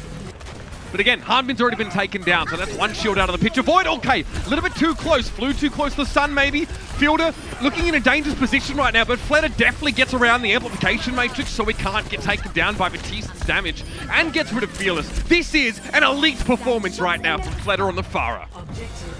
You're gonna have to change something for the Dallas Fuel, and maybe it is the Soldier 76. It's not, it's not the hit scan of choice, but if that's what you can play, that's what you can play. Is Fleta now he'll lock in Echo. Not a ringing endorsement for Soldier 76, I know. Really not. I mean, just the McCree's a bit better with the flashbang, just a little bit better. So we'll see now though, Sparkle on the Soldier. At least this is gonna make Fleta worry a bit. Consistent damage, and there's definitely going to be consistent pressure as a result of Sparkle firing away with the heavy pulse rifle here. But again, that crowd control, the stun potential's not really there. So what does Sparkle do from this position? Not a whole lot. We're looking at him just trying to find some opportunity. Fearless cleans up Fate. He gets frozen, goes a little bit too close to the May here. But Lee J gone. What a perfect way. Just hovers below the windowsill, gets the resurrect. Now it's going to be Doha forced into an ice block. Comes out, and not full health, by the way. Lip deals with Fearless, and is the Yaki. That's nice. Bionic Grenade catches 2, and the Fueler struggling to find out how to deal with the Dragons' very airborne composition. Yeah, this is not looking good for the Dallas Fuel in the sense that the Shanghai Dragons made this work on the Temple of Anubis, dominated there. So far, they see no answer again for the for what the composition they're running. The Dallas Fuel may try and get a touch here. They have a speed boost. You have a shatter here for Fearless, but look at that shield, just taking so much damage. He shattered and he got slapped! He loses his ultimate entirely! Fearless, he doesn't have time to worry about that, so they managed to get rid of Flutter. He was brought back into the fight, but there's now going to be a sound barrier for the Dallas Fuel. Sparkle is going to return with a tactical visor, but Fearless's shield can only hold out so long. Harbin now has to deploy the defense matrix to give Reinhardt a time to recharge, and they step off the card. A critical error. Dallas Fuel with 6 players, but they give up the checkpoint anyway. And they're going to use Tac Visor and the self-destruct here just to give them some type of space. And I mean, you use these 2 ultimates as you see how aggressive they're trying to go for Void. So Izuyaki still alive here as well. So coming back for this next fight, all the Dallas Fuel are going to have is this Amp Matrix. So you can nano Fate here, send him in, you have the Bob, you're still in tremendous position for Shanghai. Fate rebuffed briefly, but still looking to find his way into the back line. Amp Matrix, he stepped past it, into the back line now. Flutter goes down to an amped Fire Strike from Fearless. That is not easy to do as a Reinhardt player. And now with Fate going down, the Fuel should be able to re-assume control. Crucially, there were some ultimates used in that fight. It's Izuyaki and Fate use their ultimates. And the Dragons get nothing for it. But Matt, please don't tell me. The narrative was all about Dallas Fuel overcoming their lack of hit scan player. Surely the story of them losing a map here, or potentially the series, can't have anything to do with that. Surely it's not they lose because they can't play long-range hit scan. I mean, considering how many metas and whatnot have been dominated by that long-range hit scan, it's not something out of the question. But that'll be a 5-player EMP for Doha. And this will be a copy, though, from Fleta onto the D.Va. So you're going to have an extra tank out on the field as they take out Fearless. He's just getting blown up, man. When you have the Echo in the mix, in the ashes, this will be a self-destruct into the back. Doesn't connect anything. No, but there was no Reinhardt in play, Matt, so the Fuel all had to run out of line of sight. They had to give up all this extra space because their Ryan couldn't just stand with his shield up and protect them from the blast. And they gave up strong positions, which means the Drags can continue stuffing them back into the corner here. Again, Fate goes a little too far, but Doha still picked up by Void. Still going to be crucial here as neither DPS player from the Fuel really has ultimates, and here's another bomb. 2 bombs in the space of 30 seconds, neither find kills, but both force Dallas out of ideal positioning. Now they're stuck in the corner. Uncle Dursley's put him in the bloody closet under the stairs, but they've got to fight back. They're going to emancipate themselves here. Let's hear from the Shanghai Dragons and some of their comms in these last moments.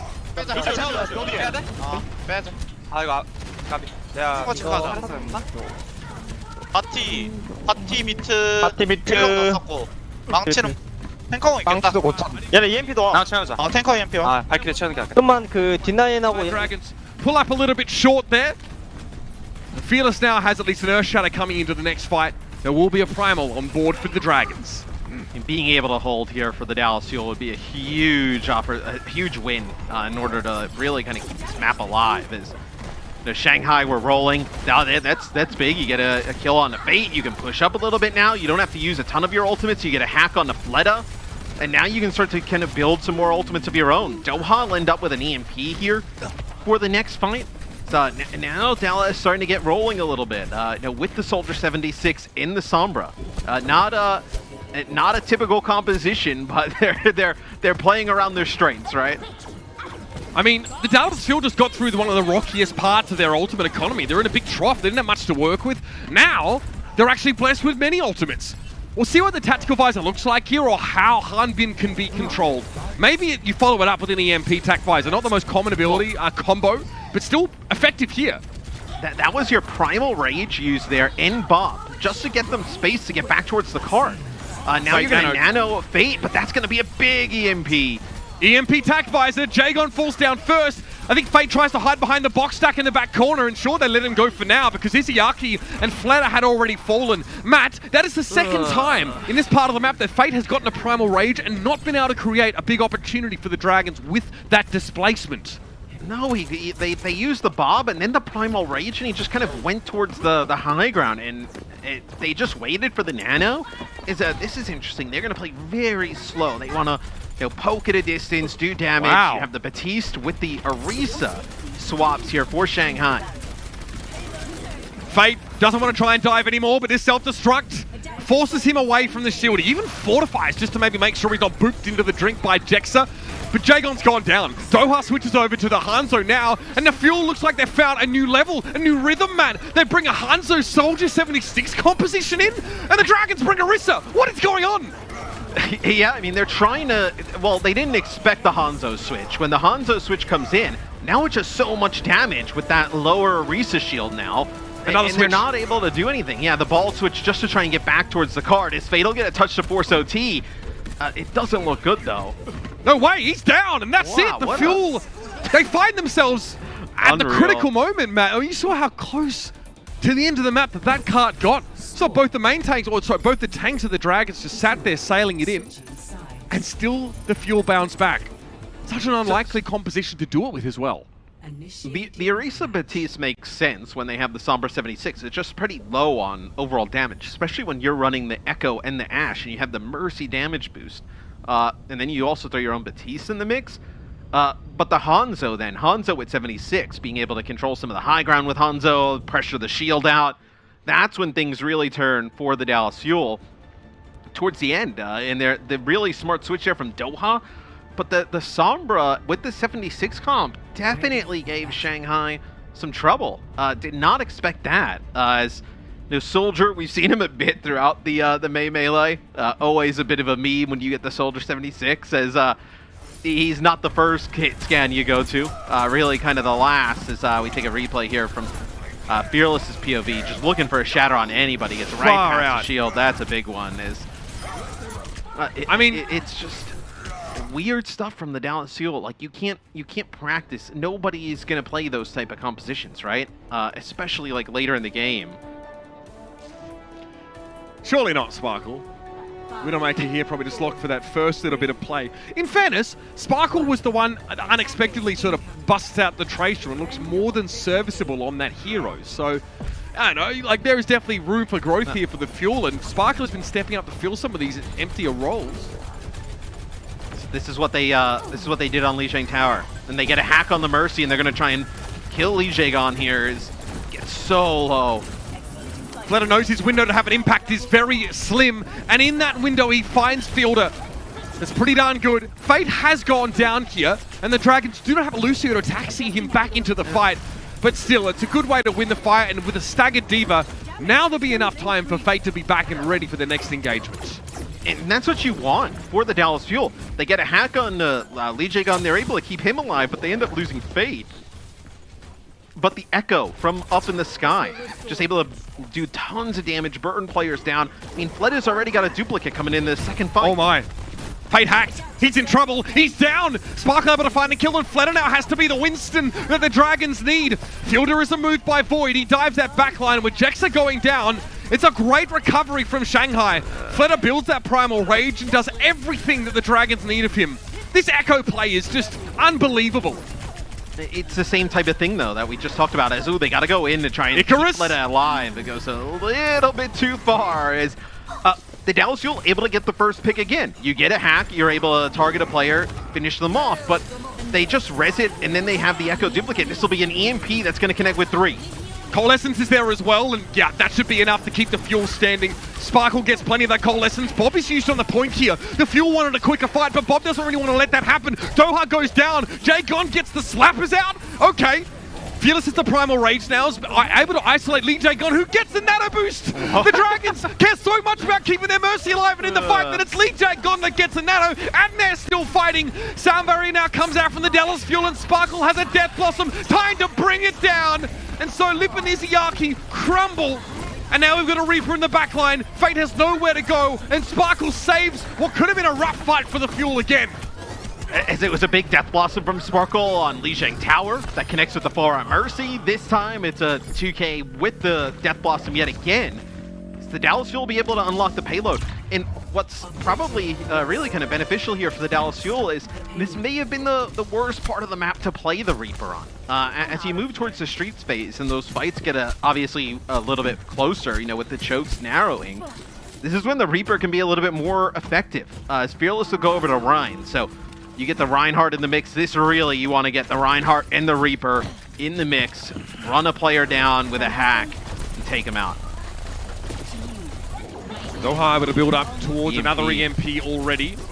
The duplicate from Fleta, though, will be crucial. He did such a good job earlier on of countering it, and again, Fleta gets a duplicate. This time it's onto a Reaper, but Fate's already gone down. The front line from the Dragons is limping. Void turns tail and tries to get away, and Fleta uses a defensive Death Blossom to try and prevent the Fuel from advancing. It actually works. Fearless and Jexy get split off as they go so aggressive, but in the later stages of the fight, the Fuel come alive here, and it's the Coalescence that comes halfway through, Matt, that punishes Fleta. Yeah, they get it. Actually, they connect with the Sleep Dart onto Fearless, and they start to go. They get the Sleep Dart onto Fearless, and then Fleta gets the copy on the Sparkle, and they walk right into Doha's EMP. So that fight, though, Lip able to build up an EMP of his own. So see how it goes when he pops this one coming back in the next fight. Doha almost with another EMP of his own as he's building these up quite quick, too. Self-destruct, buy some space, coming on in. Yeah, Fate has to use his own bubble though, and that could be nasty now as he tries to advance. Here's the EMP. This time it's from Lip, but Sparkle's Reaper. He can hang around without the use of his abilities for a while, and he has a Death Blossom available. Fate has a Primal Rage. He does well to stay alive, and now he'll use it straight away. He can't take any risks with a Reaper in the mix. He'll be pushing, and he pushes hard. Fielder comes back with a Coalescence Zone. Sparkle's protected somewhat by Defense Matrix, but it doesn't last for long enough. Hanbin, though, is still able to use that window to get rid of Fleta, but the Dragons have the numbers. Yes, the Dallas Fuel are going to end up losing this fight as Hanbin just tossing himself off the side. Everybody else trying to back up as Shanghai knows there's a few players caught out here. As Doha still there too. But when you mentioned a great point, you know, when Lip lands that EMP, Sparkle doesn't really care, right? Reaper's not a DPS who relies on his abilities to, you know, get a ton of work done. Really, Reaper's fine without any of his abilities. Good survivability too. So Jexay with a Sound Barrier here. You could get aggressive with this. Sound Barrier Shatter. It looks like the Dallas Fuel want to try and fight for this high ground. Drop down now, knowing that, you know, there'll be Fate above them. Another EMP for Lip, by the way. Ridiculous stuff. Doha's going to have one too, but it's going to be a little later. If it goes now, Doha won't have a chance. There it is. EMP comes back the other way. It only affects Fleta and Void, though, and Sparkle's gone down. Yatso, his survivability not limited as much, but he still can't walk away. Void desuited. Fearless finds excuse me. Fearless finds Fleta with a charge. He was hacked. He couldn't fly away. Boots on the ground was not the game that he wanted to play. Wrong developer, I guess. Jagon taken down by Jexa, and now the Fuel, they get that second checkpoint, Matt. 2 minutes, 24 on the clock. Yeah, they're able to get Sparkle, but it's a shatter at the end of that EMP. Like you mentioned, he knocks down Fleta. So he really, you know, Fleta with the duplicates has done a ton of work here. But since they've switched over to this composition, the Dallas Fuel, there apparently hasn't been a huge impact. And now Sparkle goes over to Soldier 76 again. So Soldier plus Batiste here to try and close the map out for the Dallas Fuel. It's bizarre, especially because now Dallas Fuel don't have any DPS that can really make use of the high ground. Hanbin will be alone if he tries to go up and clear. Hack on Fearless. It's got to be a Sound Barrier now because Fearless was also hit with a Biotic Grenade and a Sleep Guard and the Kitchen Sink. Is that going to be enough to shut him down? Sparkle's in trouble. He can't get away from Fate's Primal Rage, and here he comes jumping into the mix. Fearless is out at sea, and I mean that literally. Surrounded by a roiling mass of Dragons players, he's finally dragged down. And he had a duplicate there as well. Fleta actually duplicating the Hanbin on the Diva. You have EMP here for both teams. I feel like if you're the Dallas Fuel, you almost, if Lip uses the EMP, you almost just let that fight go. You'll have an Ant Matrix, a Shatter, you'll have a Tac Visor to potentially close it out. I wouldn't, if you're the Dallas Fuel, like you kind of want to go quick here and maybe not invest as heavy as, that'll be a Shatter opening things up there from Fearless. It'll be an EMP from both sides. Yeah, I think Fielder's in danger in the back line. He's actually able to get an Immortality Fielder. Now Sparkle comes in with a Tactical Visor. Can he find Fleta? He can! Fleta can't dump altitude quick enough to get away from the aimbot. Lee Jae-gon is stuck in the corner. Sparkle, though, doesn't bite off more than he can shoot. Knows that Fate's a threat from above, so he backs up, and now Fate is punished. This is the Dallas Fuel on the home stretch here, and they are going from strength to strength. There'll be a self-destruct on that right-hand side available to Hanbin, but that's about all right now. The Dragons, conversely, have nothing to work with. They make a bunch of switches just for mobility, but they don't have ult percentage. Void is desuited. Fate has to step up now and make something happen, but it's all blue, all over the kill feed, and Easy Yaki can't touch. The Dallas Fuel get King's Row. They play the wackiest compositions, but the legs make it happen. Just lock the legs, right? I mean, who would have thought?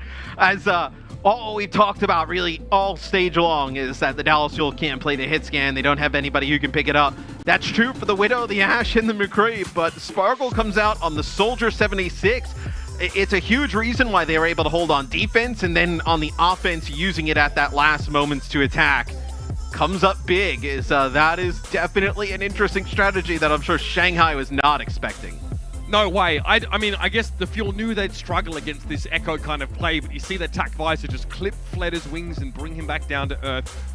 Good response here from the Dallas Fuel, and we might be set up for quite the series. Remember, it's first to 4. Many more maps in the works to come, so don't go anywhere. This is the Overwatch League May Melee Grand Finals.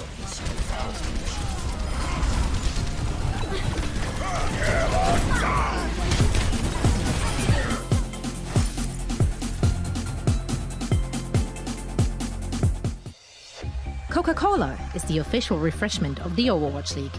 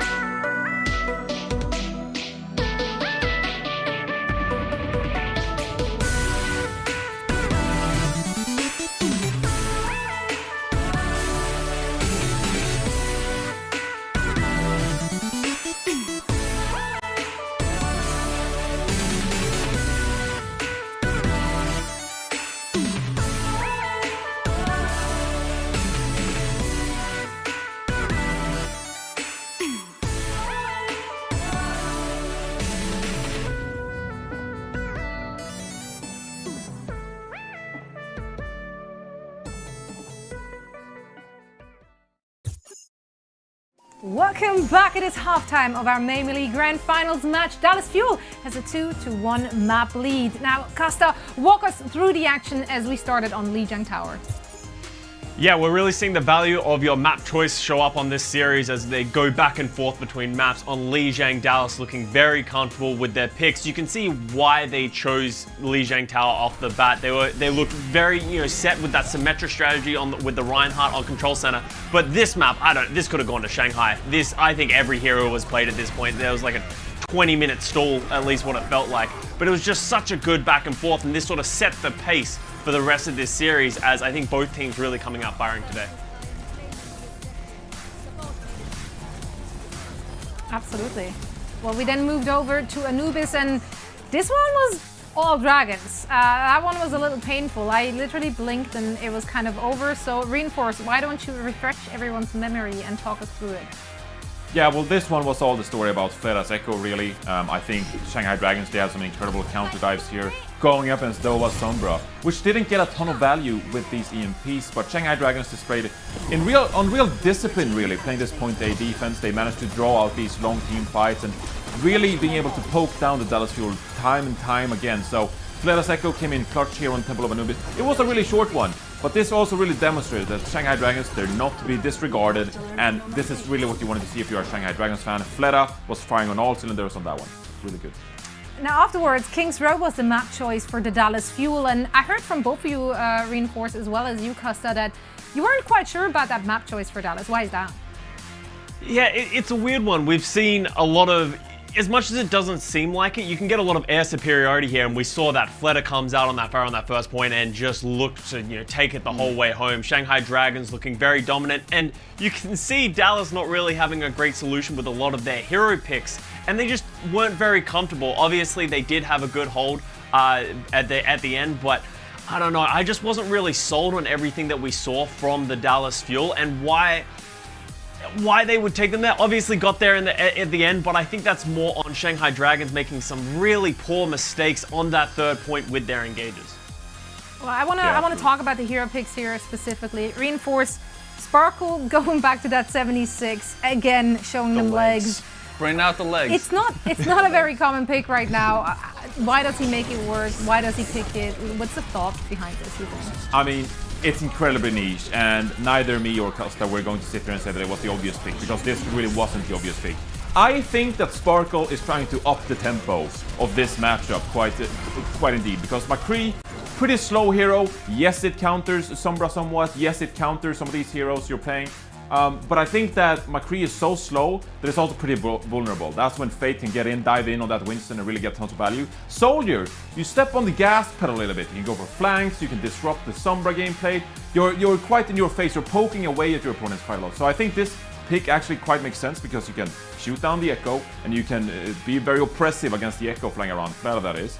But you can also flank around and, poke holes in your opponent's armor. So a very rare niche pick, I will say, but it does quite work out against what the Shanghai Dragons are playing. So this is really the very highest level. You get away with some of these niche picks because you find a way to make it work against very, very specific compositions. Brilliant from Sparkle. Absolutely. I mean, he uses that tempo, right? Yes, Danny. I feel like Dallas did win King's Row, and it was really close. I'm just worried because Fleta and Lip were just having a field, and if this continues, I'm not too sure if Dallas could keep it up. So I'm a little worried. Well, let's talk about heading into that second half. I mean, Dallas is currently in the lead 2-1, but things can change very, very quickly. We're heading into a map which is going to be picked by the Shanghai Dragons. So ultimately, what do you want to see from the Shanghai Dragons coming into this next map, Costa? Oh, I think Johnny summed it up really well, and I'll toss him at the end. But I think if I'm the Dragons, they just need to be playing in a better unit. As Danny said, Lip and Fleta are firing on all cylinders, but their synergy with Fate just isn't there. I think Fate is really the pressure point that Shanghai Dragons have been getting pushed, and he keeps getting punished, right, Johnny?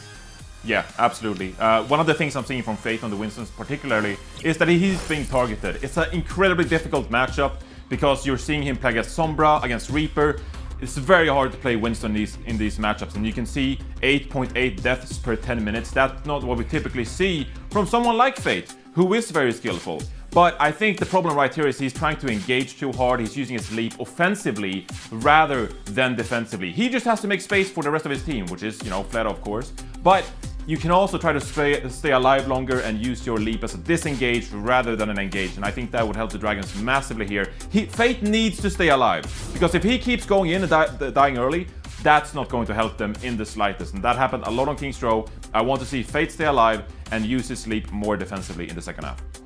And it definitely looked like the Dallas Fuel are very aware of that, and they have been using this very factor. They have been seeing this as their win condition in a lot of those team fights. So let's see how both of those teams fare heading into the second half of this very grand final. Now, Danny, it is time for Pringle's bold predictions, and it's your birthday. That means your word is the law.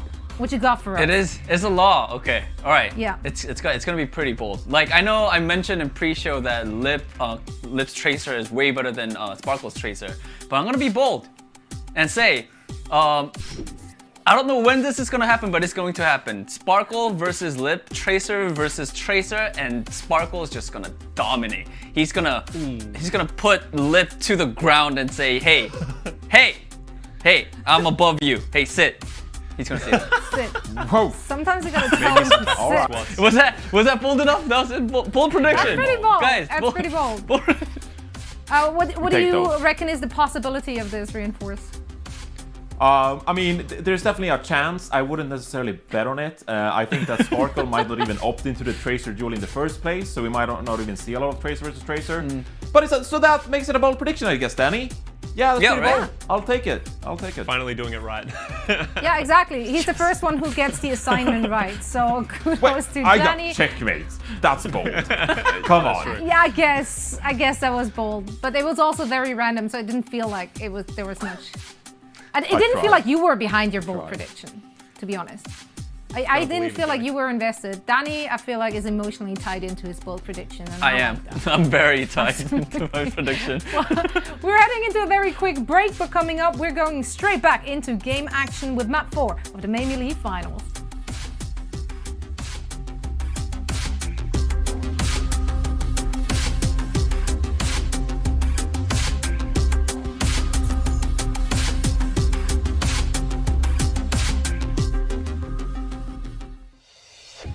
The Overwatch League is brought to you by Pringles. Stay in the game. Hey, this is where we dance. This is where we dance.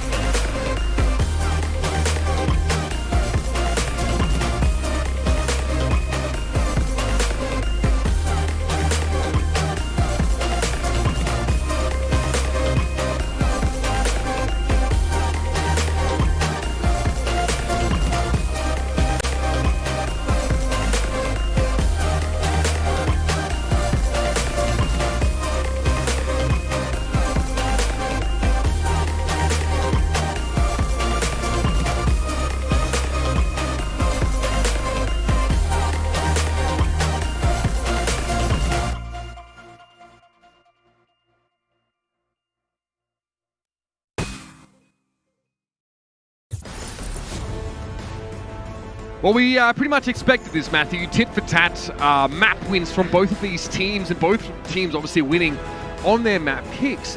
Obviously, with two teams that we have here, the Dragons and the Fuel, that have very different styles, or at least different strengths in different areas. Yeah. Are you really surprised to see this? Do you expect this to continue now?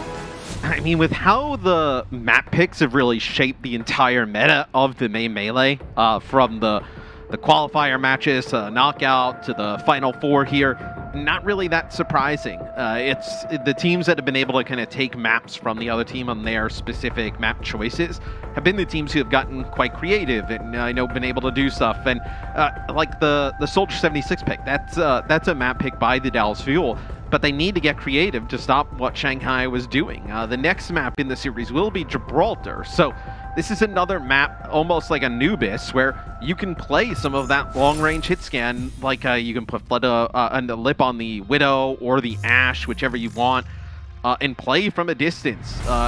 This is going to be difficult for the Dallas Fuel again. This is not one where you have like the shorter sightlines with like a lower skybox where the 76 can become like really strong. Like 76 can't really play at range with anybody on this map. I did think, though, Johnny made a good point with the 76. It's like it's really the Dallas Fuel want to up the tempo. They want to play fast. They want to force mistakes. They want to play fast. That's something that the Soldier 76 does give you, obviously, with the sprint, with just the consistent damage. It doesn't have to reload that often when it does rather quickly. It's something you can do with Soldier that you can't do with a lot of other hit scans like the McCree. Obviously, both of those hit scans don't have a ton of verticality here, and sometimes the coach gun for Ashe can really help her get into some of these positions. The Dallas Fuel have shown on this particular map as well that they have a myriad of different compositions that they can show. If they have to play Winston, I say have. I mean, Fearless is one of the very, very best on that role, and they will.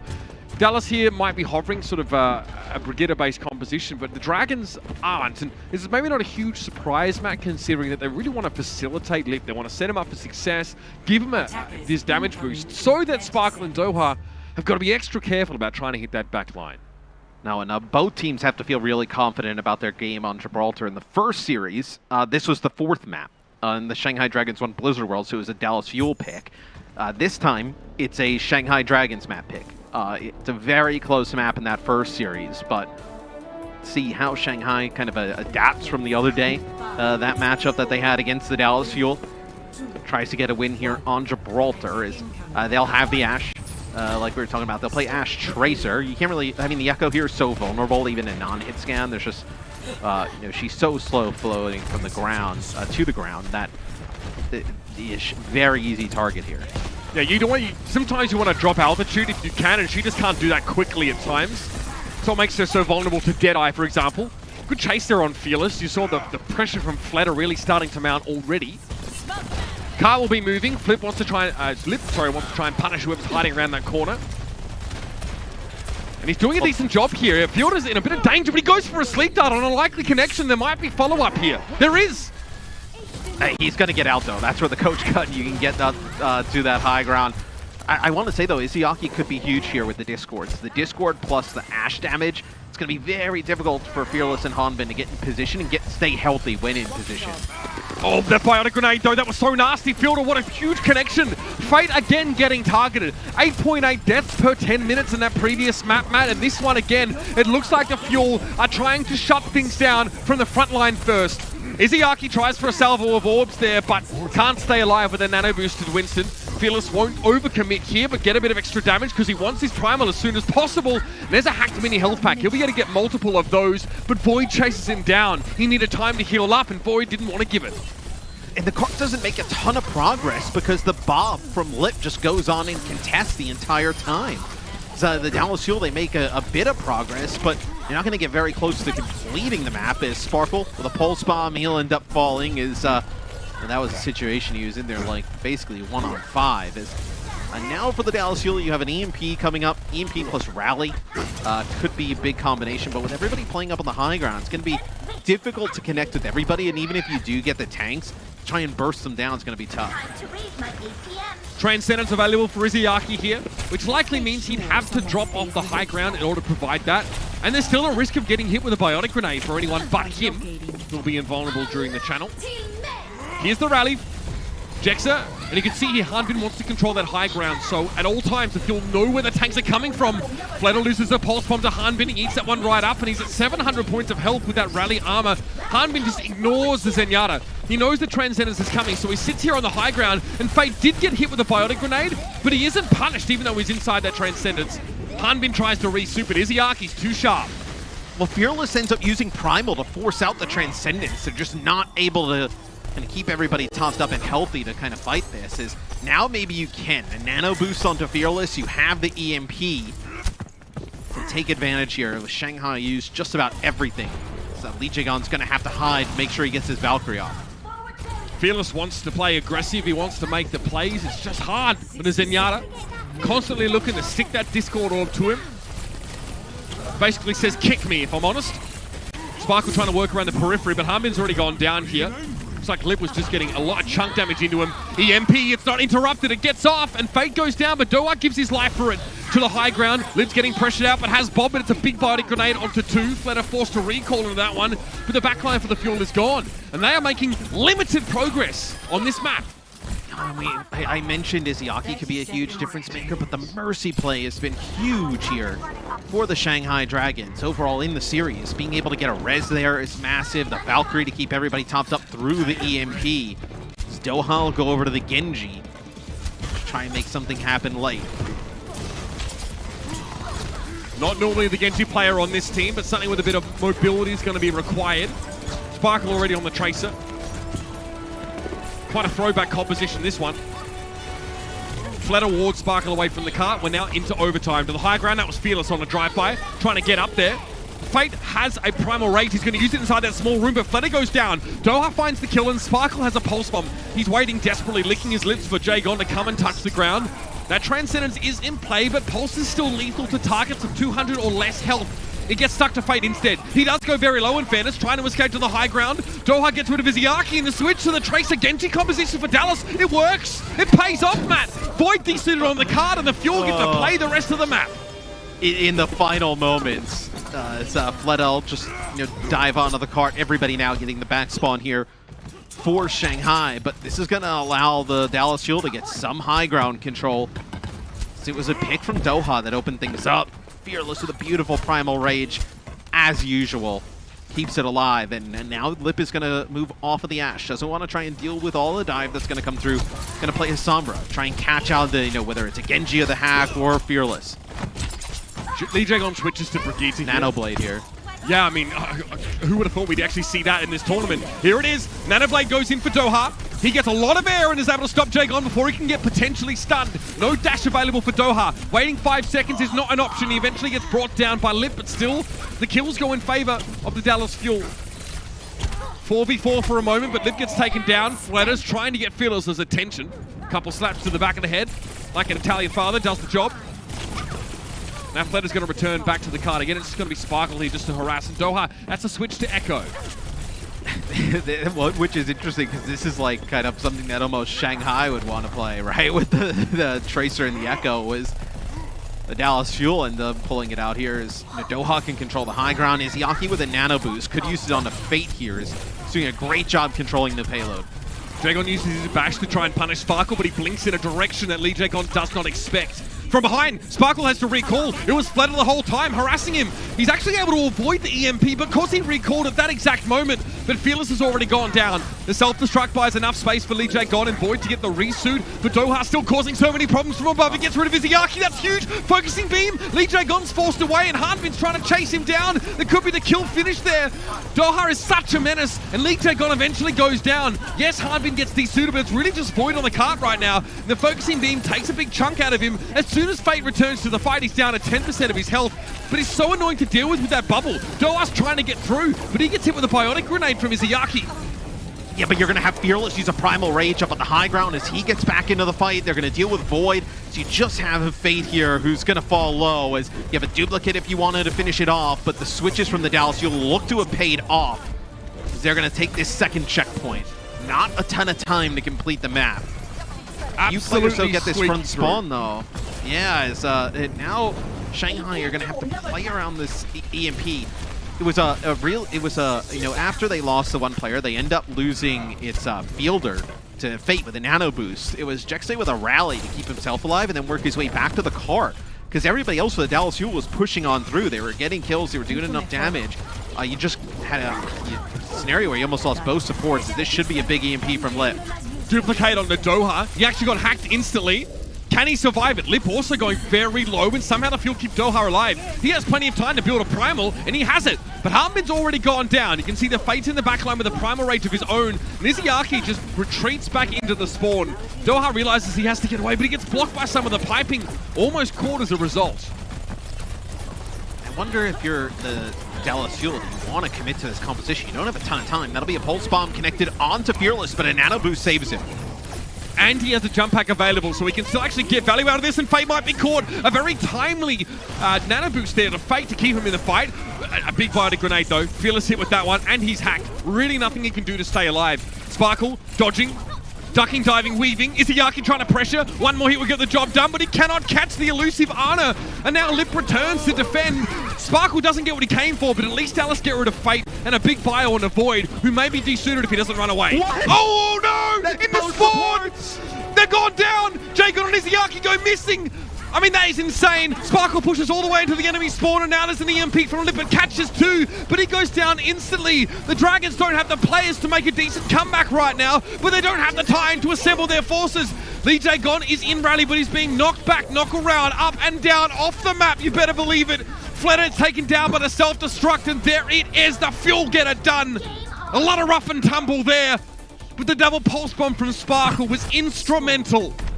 Oh, we gotta see that again. It didn't look great, right? He was in that 1v1 against Lip. He's got like 50 HP.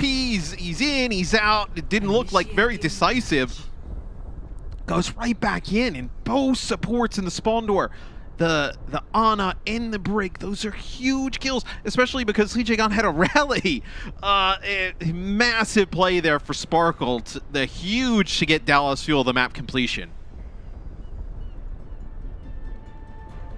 They barely got past point A, Matthew. Really looked like they struggled to deal with the Mercy boosted Ashe play from the Dragons. Fate was also being very annoying, and again the Zenyatta for Izayaki made it hard for Fearless to go as far as he normally did, but here's how those last moments went. Look at how this stick works.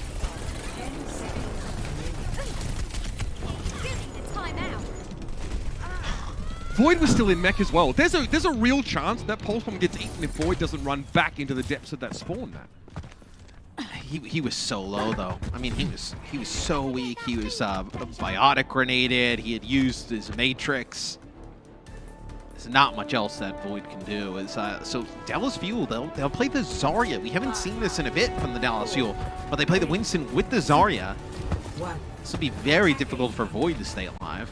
So it is also something that we haven't seen the APAC teams do. The APAC teams really like to play the Diva with the Winston. Yeah, I mean, to be fair, we haven't seen a ton of this sort of combo. You're right. Sparkle finds Fledder initially. The Fuel definitely want to enable Fearless to go a little further than before. And you can see he's playing on the corner. He'll get pocketed by Fielder, and he'll get every friendly bubble that Zarya can provide. Lee Jae-gon goes down. That's a risky mission from Sparkle, but he's picked out the Brigitte. And the bubble from the Zarya is also great for Fearless. If, let's say, Shanghai wanted to play Lip on the Sombra, and they wanted to, it was kind of what they've been doing a little bit this series, is trying to get the hacks on a Fearless, finish him off, as they know that Fearless is the key for the Dallas Fuel. Having that bubble is massive. He always seems like he has his jump pack available, Fearless. So to be able to have the Zarya bubble, huge. Is Izayaki already with a nano boost. Two players not known for their Tracer play, both putting on elite performances here. Sparkle and Lip dueling to the death across the map. Sleep Dart from Izayaki doesn't connect, so Doha can get away. It looks like there was no intention of giving Fate the nano until now. No, it's going to be Fledder this time that actually gets it. Fate, maybe because they know he's being targeted, they don't invest too many resources into him. Fearless, however, gets the nano and is put to sleep after Harmon is taken down. So the Dragons deal very well with Dallas trying to start that fight.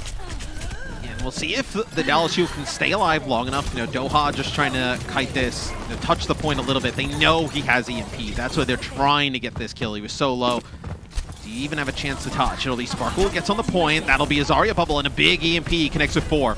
They Zarya bubble this Sombra just to make sure that there's no chance of interrupting it.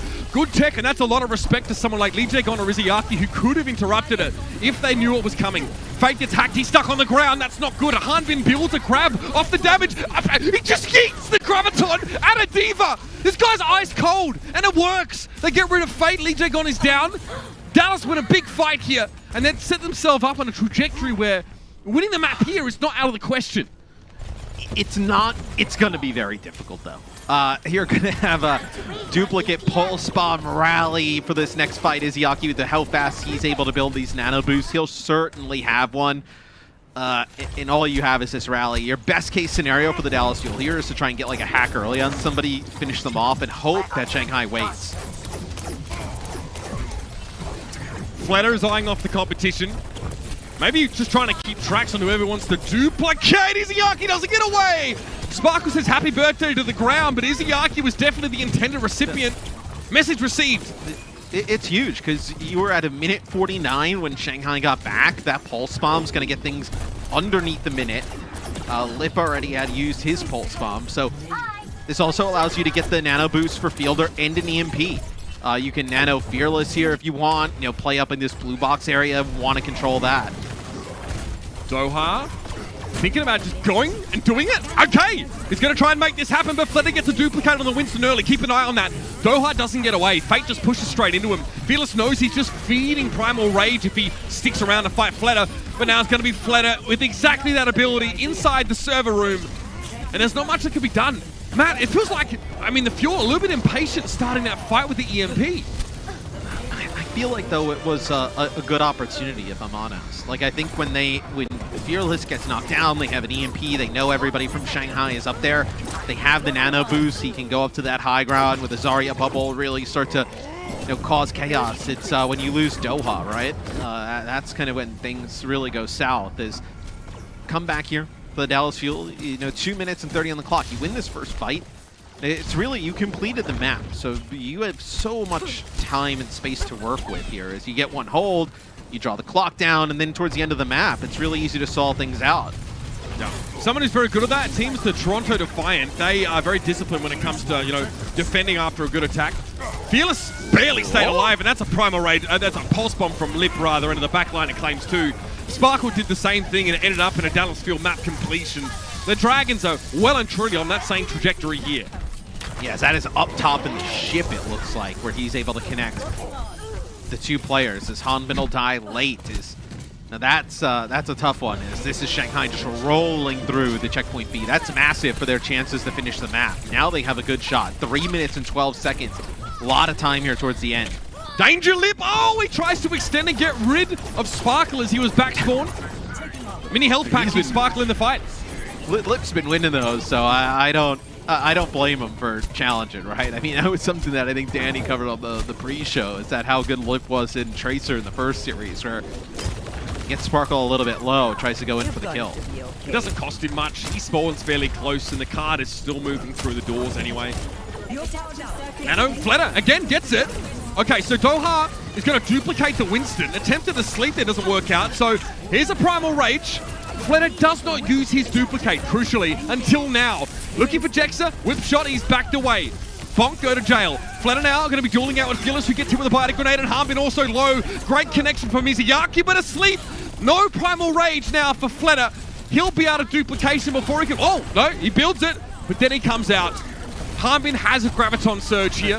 Void is still looking. I was going to say, he's had this grab for what feels like an eternity, and he's going to drop it right on top of Fate.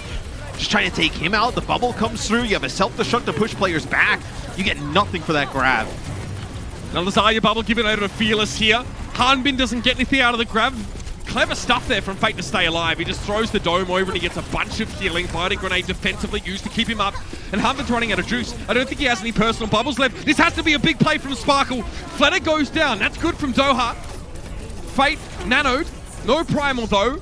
And the Dragons have to back away after using a heck of a lot. Yes, the Dallas Fuel, they get aggressive, and that's a sleep dart on the Doha. The big biotic grenade on Lee Jae-gon and Void is going to force these players back for Shanghai. minute and 20 on the clock. You'll end up with a rally here in the next fight for the Shanghai Dragons. Pulse Bomb 2.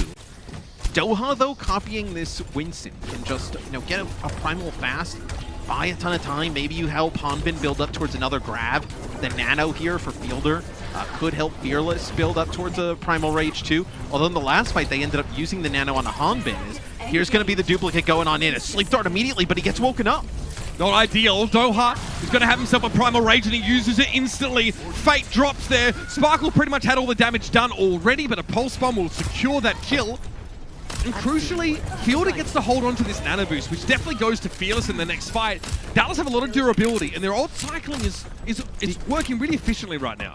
I mean, you don't know. You could also, like I mentioned, they gave it to Hanbin in the fight before. If Hanbin ends up getting a decent amount of charge and they start to push through towards the payload, you could give the Nano over to Hanbin to keep him alive with that, and they do. They give the Nano Boost to Hanbin. I mean, nothing Void can do about Hanbin's damage. He can just cut through that mech with a laser. Fate Primal Rage inside the Graviton Surge, so uses it defensively, but Fielder's already gone down, and Fate's actually starting to get value from that Primal outside of the defensive application. Big Pulse Bomb. Dallas are getting absolutely walloped right now. And with 7 seconds left, the Dragons are close to the end of the map. This one is going to go down to the wire. Here come the reinforcements for the Dallas Fuel. Jexa has to be healed basically inside his own spawn, and here's the Wrecking Ball now from Fearless, or Hanbin rather. Fearless has the Primal Rage, another big Pulse Bomb from Lib. Again and again he provides his key moments now to keep the Dragons ahead in this fight. Hanbin falls to the focusing beam. Flatter really cutting through those bulky tanks, but Doha's going to make another one of himself. Here's the Winston. Primal Rage not out of the question for Doha, and he has it here. Where does he look? Lee J gone. He's going to knock him out of the fight and try and make it harder to use that Inspire healing. Now going to juggle Fate for a time. He's about to come out of Duplicate and needs to be ready to do damage once more as Echo. Good defensive Biotic Grenade. That keeps Fearless topped up. Doha gets Izayaki as he comes out of Duplicate, but Flatter finds the trade kill and Fearless is down. Now Flatter has a Duplicate of his own on the horizon, but will it even be needed? Hanbin staying alive. Here comes Jexa. Big stick. Sparkle gets rid of Fate, but Jagon bonks him and gets rid of him now. Hanbin put to sleep and Jexa trying to stay alive. Not enough Inspire procs to stay into the fight though. Still a Diva on the point. And here's the Doom Fist. Doha getting serious now. Void can't do anything. He got desuited. And the Dallas Fuel, are they going to do this? Nano Boost to Doha. All the eggs in this basket right now. And that's the correct choice. The Dallas Fuel come out on top. What a fight to end the map. And one of the biggest plays during that is, so Fearless comes out of spawn, Primal Rage, breaks on through, able to contest, just to get us into overtime. And then Jexe just plays so perfectly within the spawn door as the Brigitte. He knows exactly where he needs to be to keep in just line of sight to get those armor packs onto Fearless, and he builds up a rally, comes out. That allows him to stabilize a little bit. Then Doha comes out, copies over to Fate to get a Primal Rage of his own. Fearless coming out of his Primal solo goes back to spawn, switches to Rhine, and comes out. You just cycle these tanks. And eventually, it's just too much for Shanghai to deal with.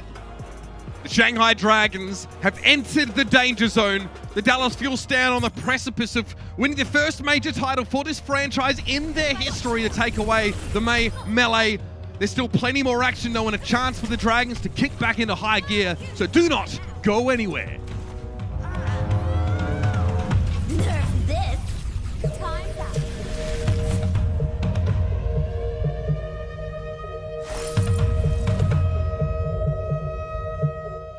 The Overwatch League is brought to you by T-Mobile, America's largest and fastest 5G network. Set your sights on the competition with T-Mobile. And by Xfinity, the preferred internet provider of the Overwatch League.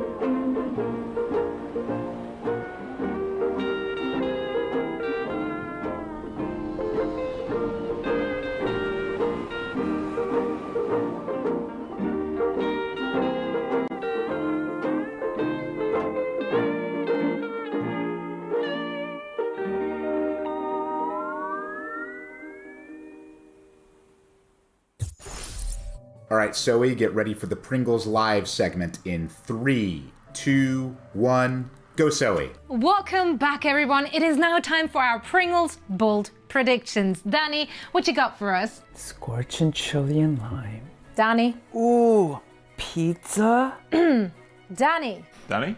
Ooh, on ranch. Danny. Barbecue on jalapeno on honey mustard. Danny. All the Pringles stacked on top of all the Pringles. Stacked on top of all the Pringles. Stacked on top of. Perfect. Great job, everyone. Pringles, stay in the game.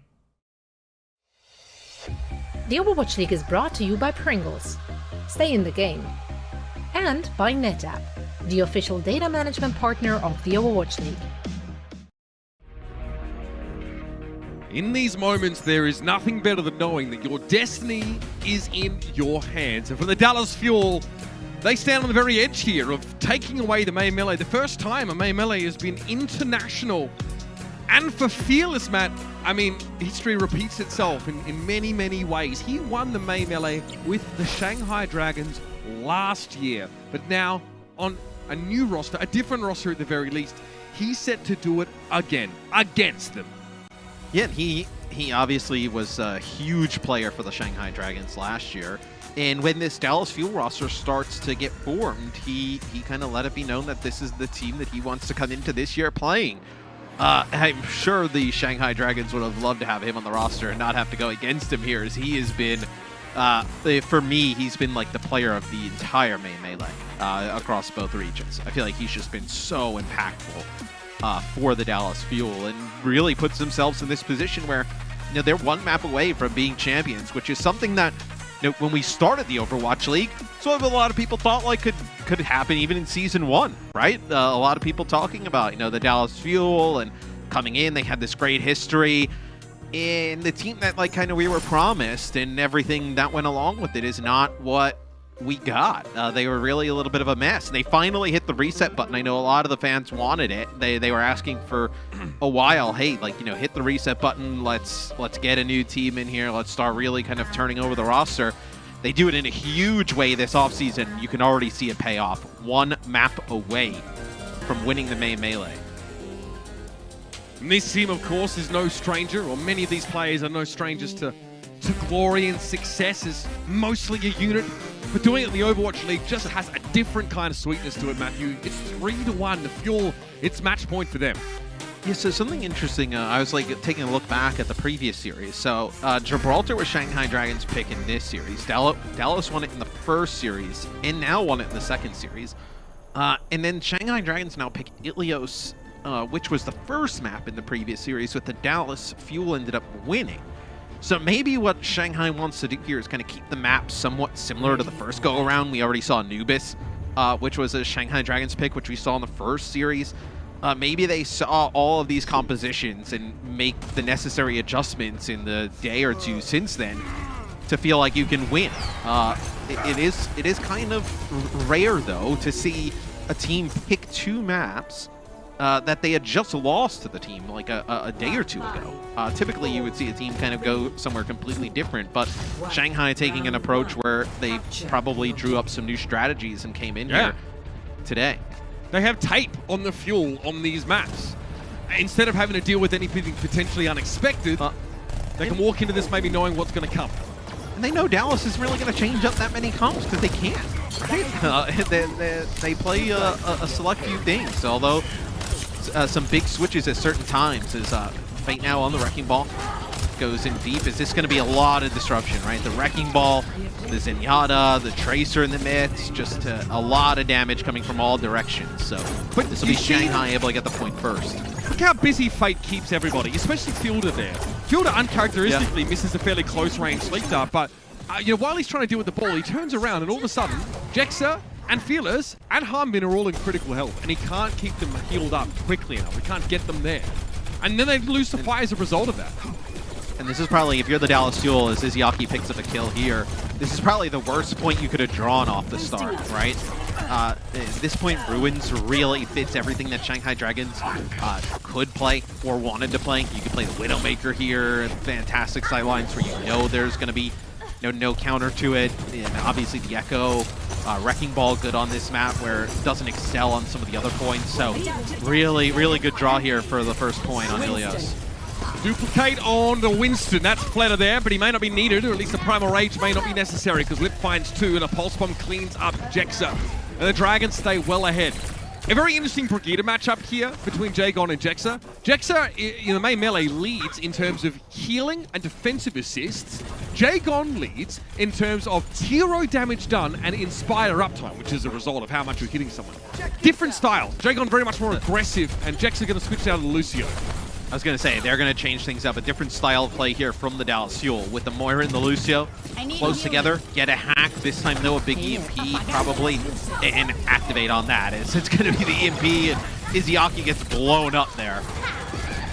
The Dallas Fuel can't be relying on an EMP for every fight, though. They've already conceded 80% capture progress to the Dragons, and they've lost Jexa in this fight. Fate's going to be annoying. Very hard to get rid of. He's 1 HP. The minefield is out. Sparkle was trying to navigate his way through. Harder than finding El Dorado, I suspect. And Lip knows that he can dance around that minefield and stay relatively safe from close quarters. He's still alive. And it's 94% on the ticker for the Dragons. Fate switching to the Winston. You can keep fighting this, though, as it's going to be the copy from Fleta getting a Tracer. It'll be a Coalescence that comes out. They need to keep everybody alive. Pulse.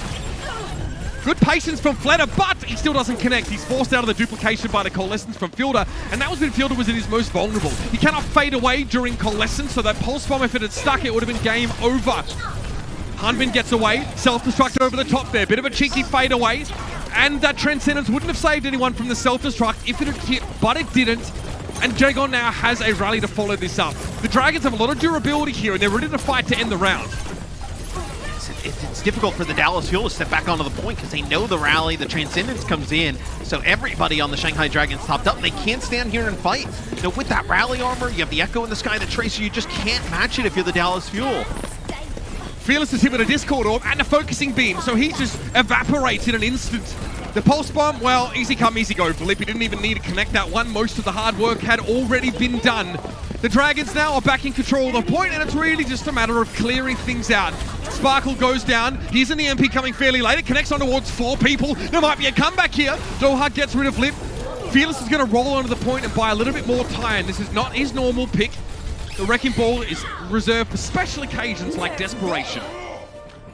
So maybe, if Jexa stays alive a second longer, you have a sound barrier, but really strong performance here from the Shanghai Dragons to kick things off on Ilios. But like I mentioned, Ruins, a point where you can play a lot of the Wrecking Ball, a lot of compositions that the Shanghai Dragons want to play. It's not as easy on some of these other points. So Dallas Fuel this far, looks like they're going to be playing probably, the Winston-based comp with the Tracer and the Echo. As we take a look from Lip's POV, his Tracer's definitely impressed a lot of people. Credit to Jexa because his Shield Bash prevents Fielder from dying to the Pulse Bomb. Unfortunately, Lip was still there to have his dinner anyway. On the Lighthouse now. And again, you mentioned that Ruins was a pretty bad map for the Fuel to draw. Now the Echo for Doha will have a bit more protection as there's some of these protrusive buildings and roofs he can hide behind if he needs to. I feel like this should play out better for the Dallas Fuel. You can jump up here on the high ground as Yaki gets really low, but the peel back is so good from the rest of the Shanghai Dragons. They keep Izzyaki alive, and just all the damage from Fleta and Co. just destroys Dallas. They jump right into it. Izzyaki lives, everybody else puts down the damage. The Discord Orb in there pays off big. Just kind of sitting on top of the Zen. The Zen is the dive target. but it's also, you know, with the Brig and then the echo damage, it's going to be a difficult one to take out. It's a problem for the Fuel, who play so heavily around Fearless and actually devote so many resources to their main tank. The Discord Orb is his natural enemy, and he's no longer an Apex Predator when that is afoot. Sparkle has to get away from the point there, just takes a little bit too much damage, goes back for the Mega. Void's attention is now elsewhere, so Sparkle returns to the point. Gonna try and draw some attention, and he has caught Lip. Hook line or sinker. Lip takes damage from the middle of the point here, so this gives Dallas a little bit of room, but Fearless going down there. I think the Dragons have stepped it up a notch. Well, watching from the top minimap, you know, when Fearless goes up to the high ground to try and go after Izayaki, you have Liche gone there, you have Void coming back to help in Fleta. Just so much help for Izayaki, because they know if they keep him alive with the Discord Orb, and it's a pick off on the Jexay, so that's going to make you wait even longer here if you're the Dallas Fuel. Is they're just trying to make anything happen. It's Fearless actually on the point with a Primal Rage, and they're going to flip the point. That is, the timing is brilliant there. Fearless gets a swipe of the fists, and there's no rocket boosters available for Void, so it's a gigantic value kill there as he's knocked over the edge. And Shanghai does not expect that to play out like that. They get that first pick off, you get the Brig, you expect them to kind of go back, reset. Sparkle on the point, and then Fearless comes in with a Primal Rage, and you just keep the fight alive. The Nano Boost there as well. So now with control of the point, let's see how the Dallas Fuel can make this composition work. They can play a little bit more aggressive, play up on that high ground, and control it right away. Duplicate. Diva is the target for Doha. Looking to get into the back line here, but Sparkle's already gone down. Discorded, stunned, whip shot, all the works, gets leverage. Point flips. At the Tracer. But that's bad for the Fuel. That is doubly bad. Losing the point midway through the fight. Can they recover? Hardman gets rid of Lip, but the damage was already done as he claimed Fielder. So only Jax are really here for the heals. Fleta won't get a Primal Rage here. Dallas still need point control. They're committing, Matt. They're going with the rally now. They might be short-handed, but they know they need to take this back post-haste. Yeah, they're going to have the Primal Rage here from Fearless again, and he's going to go up to the high ground, gets discorded, but it was a minefield that helped Shanghai take the point back because the Fate's still rolling around. He goes right through Jexay. Just look at all of the spots that the damage is coming from here on the Fearless. He has no idea where to target. But they got Izayaki. Hanbin now could just run wild on the backline. No healers are available here for the Dragons. And remember, when Izayaki's off the map, they really don't have enough healing to work with, especially with Jagon being knocked out of Inspire proc range. 98% place 42. Dallas have been behind the whole time here on Ilios. They have a chance to get back in the lead, but they're really going to have to hold out for quite a while. It's possible, though. You know, above 50%, no ultimates here available for the Shanghai Dragons. You win this fight rather quickly. You kind of get it up to 70-80. You're in a spot to win. Why not? Why a quick fight? A long fight was also probably fine here for the Fuel. They're in control. Sparkle knows he can't go too far. He's been kept in place by Lip right now because they can't risk losing the point prematurely again. Void wasn't desuited. Harbin almost gets desuited himself, pushing quite far. Fearless has got to commit. Yeah, Primal Rage straight over the top. That's brilliant. Izayaki gets that one dropped on him. They say it's good luck when a bird poops on your head. I don't think Izayaki feels like that about what Harbin just did to him.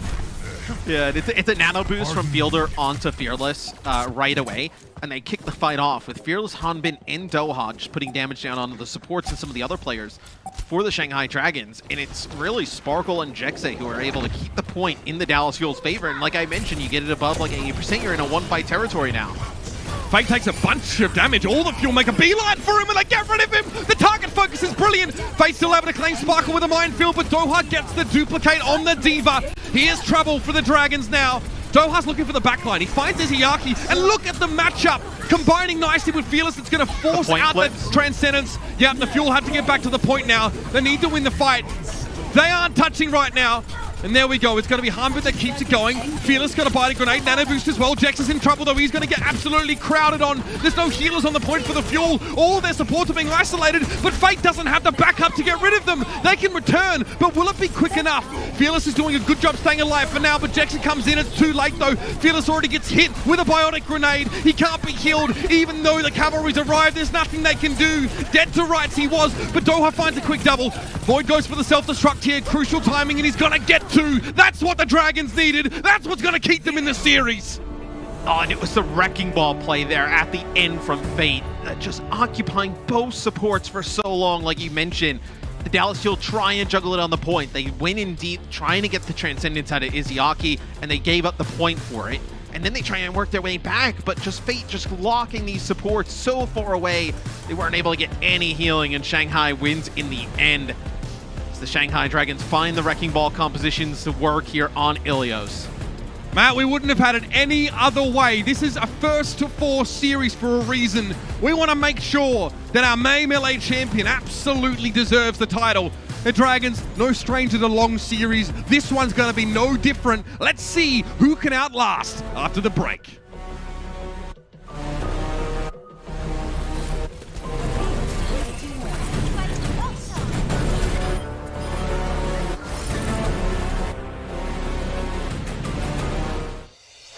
Coca-Cola is the official refreshment of the Overwatch League.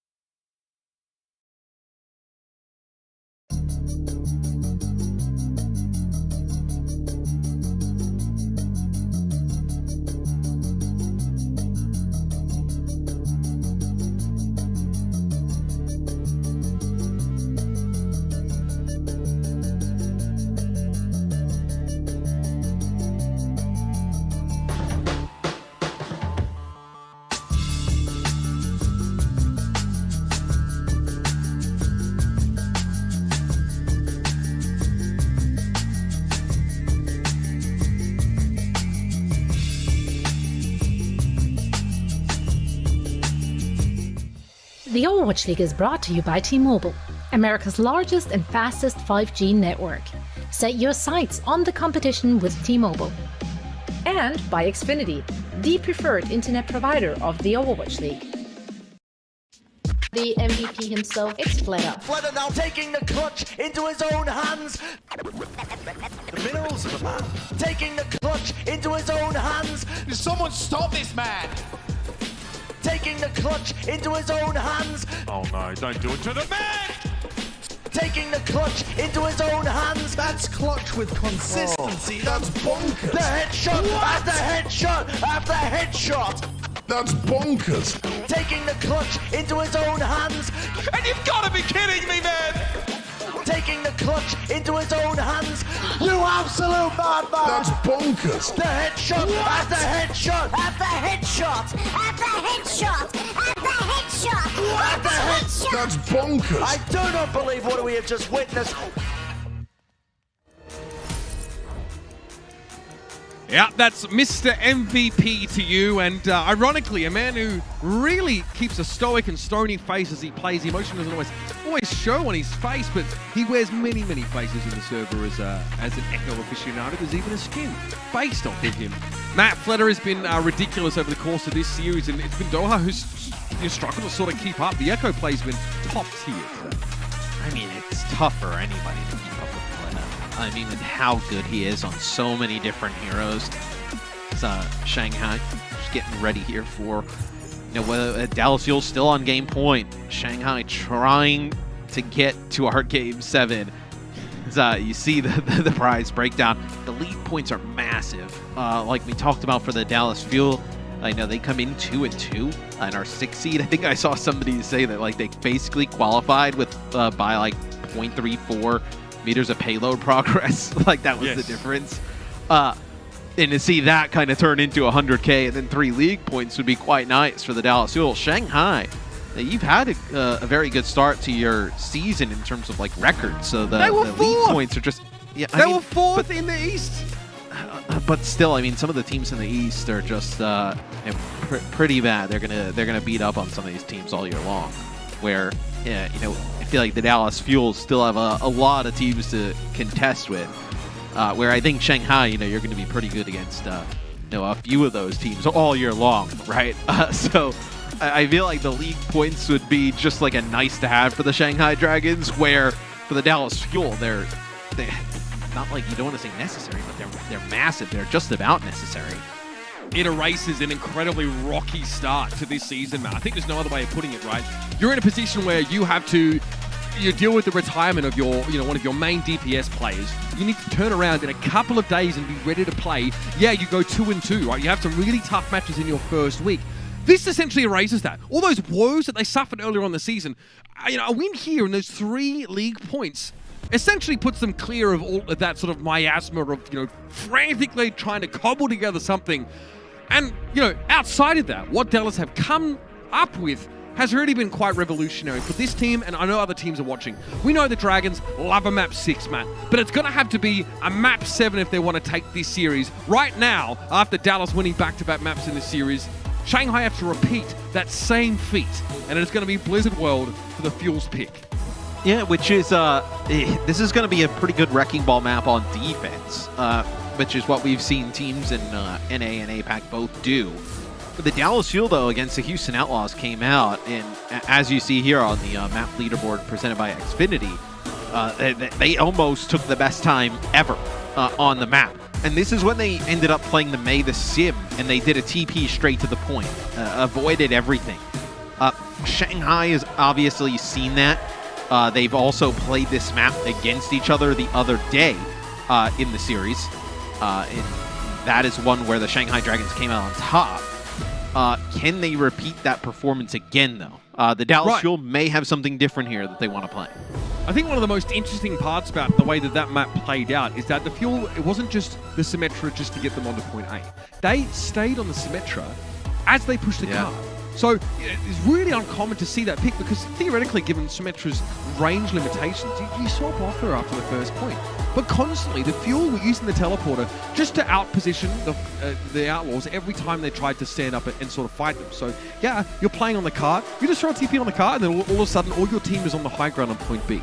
Made it really, really hard for the Outlaws to sort of predict or get an understanding of sort of how the Fuel would flow. Now, I'm not saying that would necessarily work against a team like the Dragons, especially one that would probably play pretty separately, right? You probably have Ashe, Mercy, Zen in there, the Wrecking Ball play. It's going to be a little bit hard to pin down the Dragons as they defend. Yeah, it's Shanghai taking a little bit here for this game. Try and get all in sync with each other as the Dallas Fuel. No substitutions here. No substitutions for Shanghai either. So we're just waiting for Shanghai to get ready to go into game. Izyaki's going to be fixing his monitor, and while he does that, we're going to bless ourselves with some sights and sounds of the last few weeks of play. There we go, ready, man. Yeah, ready, man. No! When we start? Who's carry? Let's go.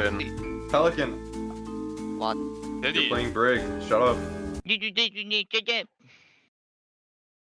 What? You baby? Your haircut. Stat. I don't care my hair. Because you're always handsome, that's why. Yeah. Got DNA. DNA difference? Okay. I'm not kidding. I'm serious by rapping. No, I know.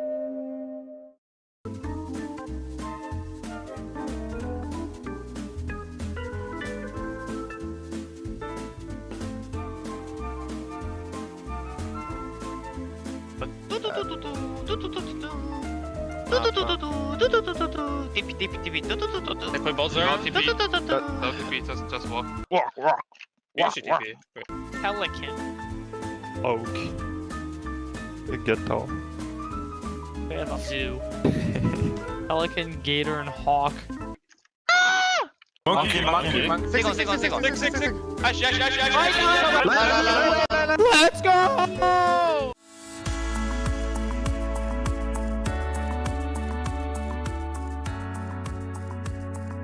Never eat apple before sleep. Why?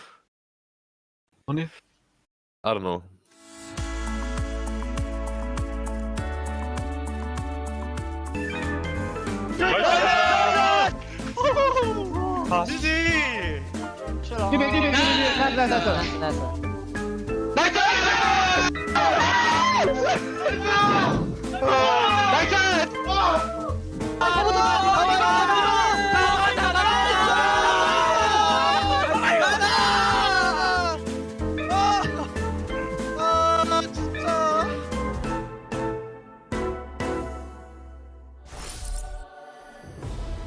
And here we are at a very critical juncture in this, the final match of the May Melee. It's all up for grabs here. 100k for the winner, 3 league points, and a map lead of 1 to the Dallas Fuel. They have selected Blizzard World, and Matthew, they're looking to end the series here. No map 7 shenanigans.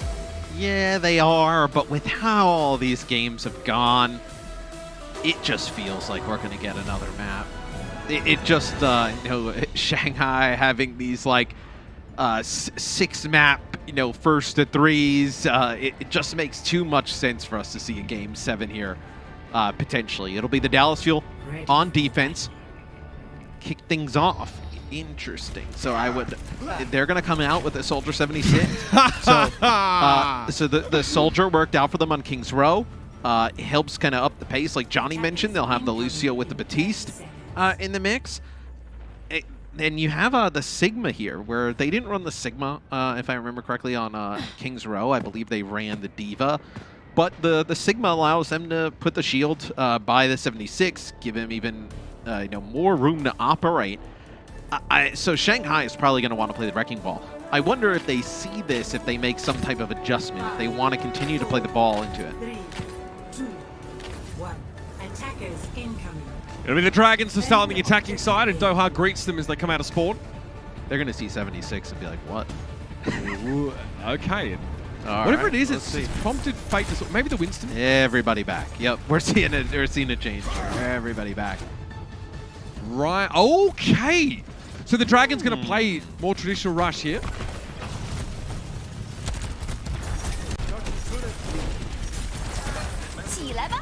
Here they go. This is going to be so much of what this map is like, potentially. If these teams just want to kind of play this game where they try and counter-comp each other constantly, like Dallas could come out and play the Symmetra next, right? But then we see the Echo switch and whatnot come in for Shanghai, as Shanghai trying to get a player walled off. Yeah, they got Fearless, but Fearless in a position to pretty easily deploy the Immortality Field if needed. Oh, it comes too late. Somehow, it looks like they thought Fearless would be okay, but he got burst down in a pinch. And the Dragons just saunter up to the point nonchalantly. So let's see now if the Dallas Fuel decide to make some changes. You still have Jexay and Fielder here. Jexay will try and run away. Okay. Looks like no changes thus far. No, okay, so Sparkle over to the May. Do you see the...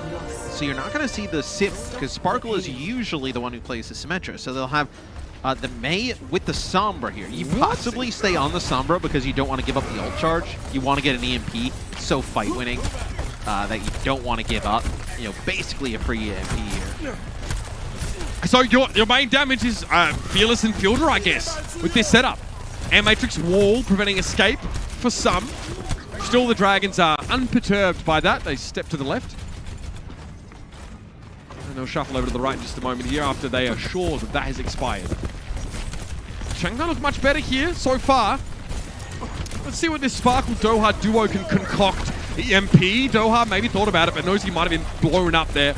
Immortality Field deployed to the right-hand side, if I'm not mistaken. Hanmi got pressured. Lip goes down here, so the Fuel respond by grouping up. Doha's trying to help over the top, dealing with Void, I think. Manual hack on Fletter. Yeah, so they're trying to chase Fletter down as they'll finally get him. That'll be a shatter from Fearless, doesn't get anybody. Shanghai wants to regroup. They're going to have a ton of ults coming into this next fight. Fate, he's in trouble, Matt. Immortality Field down, he's frozen stiff. Hanbin wants more, he's hungry. What an interesting composition here for the Dallas Fuel yet again. In the previous fight to kick things off, you know, when they get Lip at the start, he actually comes through the side room by the Mega Health Pack.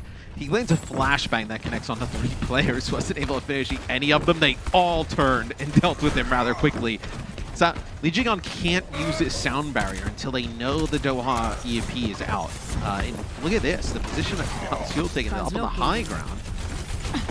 So Void sees where Doha was. Doha gonna drop down. He's still trying to set up an EMP. Oh, they got Fate. He's in trouble.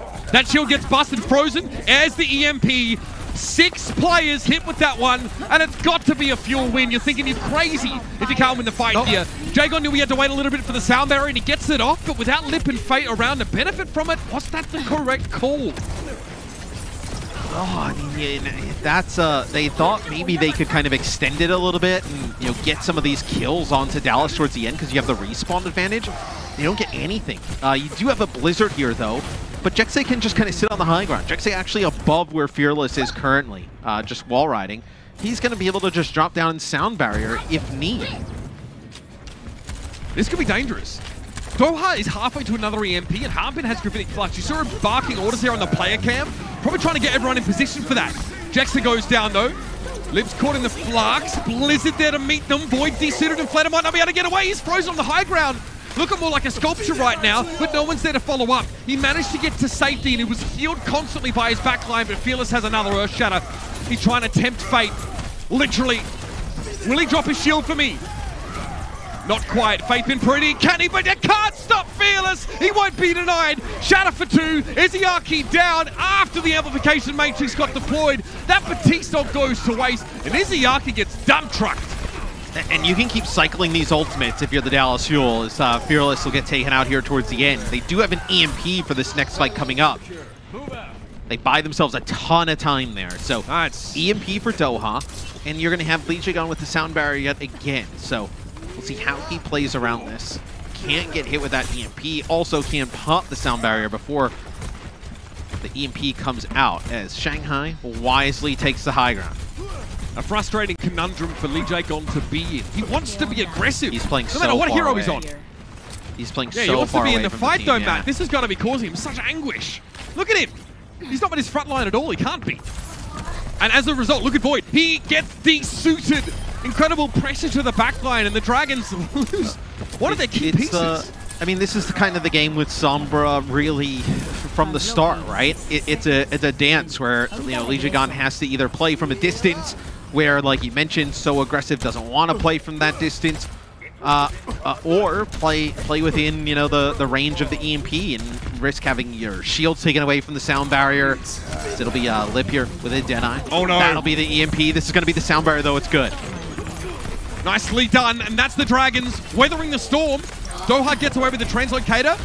Void gets desuited here. He had self-destruct, but he was manually hacked. It was a Blizzard from Sparkle on the high ground. So they end up using the Blizzard as soon as they go in. It'll be Izayaki getting a kill on a Doha as an exit. But how do you go about trying to get the high ground here? You're going to have a Gravitic Flux and a Shatter available here for the Dallas Fuel. 10 seconds left. The Dragons, May Melee, hopes right on this next fight. And Matrix to start, but it's going to be a May Wall immediately. The Gravitic Flux, it's huge! Immortality Field has to be used so early in the fight.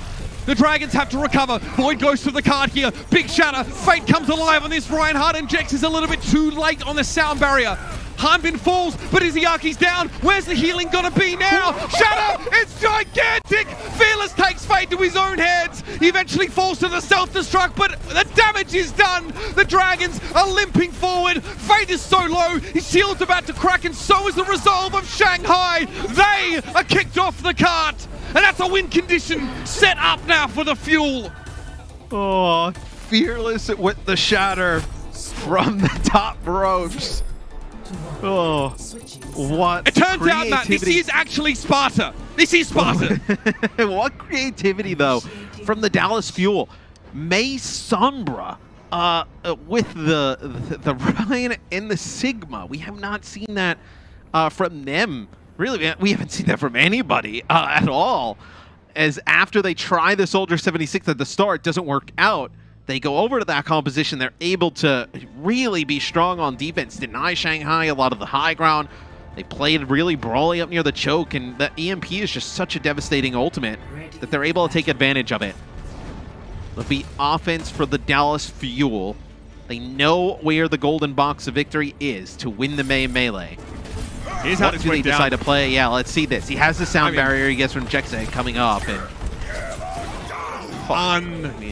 Godly! So good. And that's it. And that is that is making a play to secure the round for your team. Save that kind of magic for moments like that, and you guarantee yourself a legacy. So ball composition here for the Shanghai Dragons. This is not surprising. When the Dallas Fuel pick this map, they know Shanghai is pretty much going to play this on defense. So you think whatever Dallas has cooked up is for this composition. As okay, for a second there I thought it was the Bastion, but nope, we're going to see the Soldier 76 again. Not out of the woods yet are the Dallas Fuel. Discord Orb will be a factor, so Fearless will need to keep his wits about him. And look at this. The Fuel scurry up to the high ground now. Fearless has to charge. Okay, Floody gets tickled by Sparkle. And now he knows that, yes, the legs have been locked. Soldier 76 to win the May Melee. That's astounding. They're trying to figure out how to kind of play this. They rotate Shanghai did around this towards as well. the backside. Yeah, they're trying to just find somebody. Face hack! They get a hack on a Fate, yeah. He's trying to walk away, trundling off the point.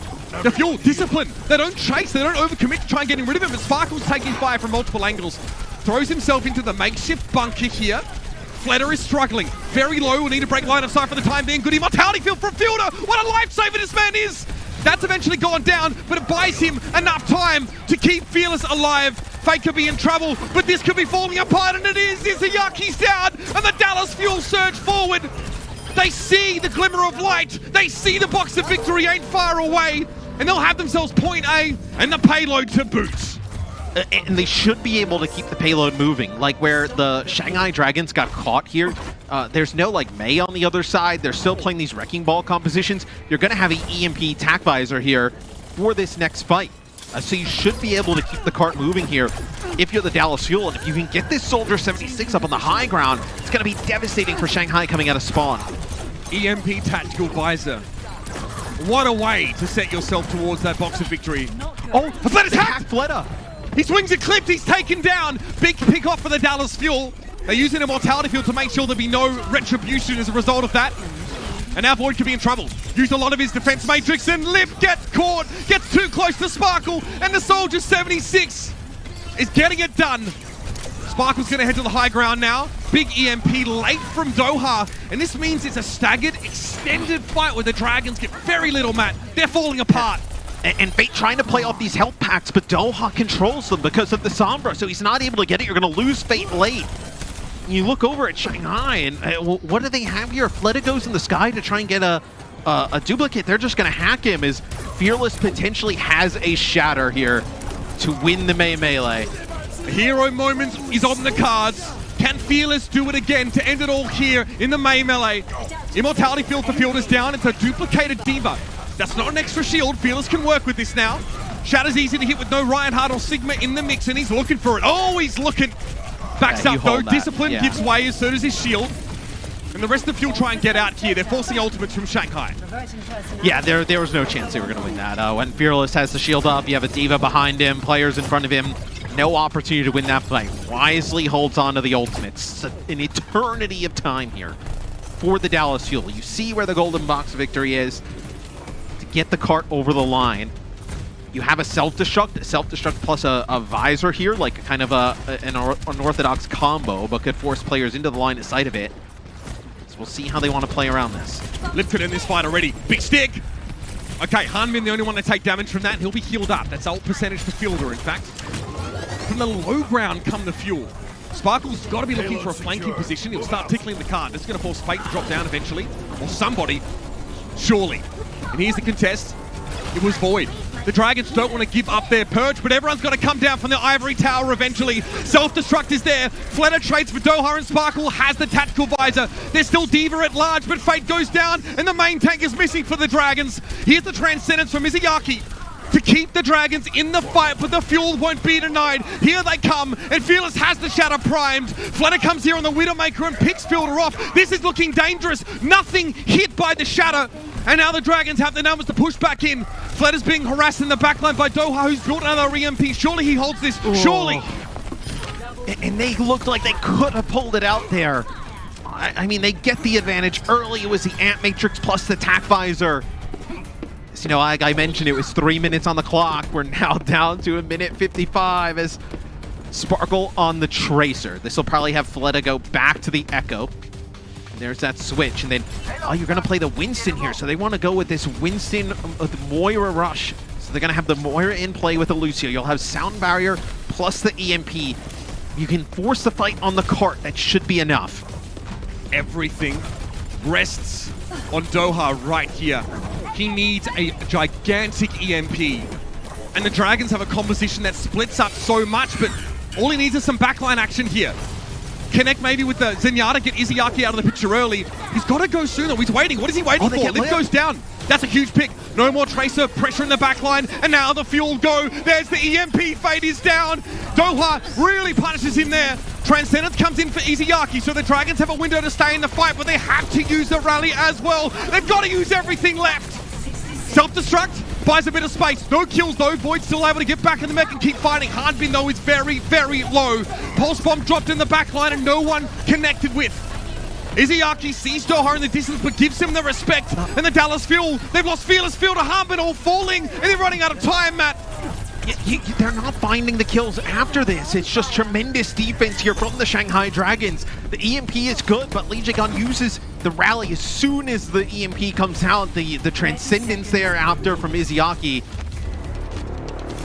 One last attack here for the Dallas Fuel. So close to winning the May Melee. It's all on the line here. Keeping Doha healthy is definitely going to be a top priority. He can build another EMP in this fight. And he can shut down the Dragons in doing so, but Fleta is there with a duplicate, and he'd love to do that to Fearless. He's hacked again! Coalescence, pressuring him out. Can he get away? Yes, he's able to duplicate now if he chooses, and he's got to copy the Winston. Here's the EMP though. Fleta can't jump. He's stuck on the card right now. Self-destruct claims Fate. That is a big one. 6v5 and another Transcendence had to be used, but it might not be enough here. Lip's going to go down. 6 versus 4. Pulse Bomb available for Sparkle now. Is this the moment for him to use it? He gets the stick. Izuyaki is down. And the cycle of misery is finally broken. Today, those that burn blue, burn brightest.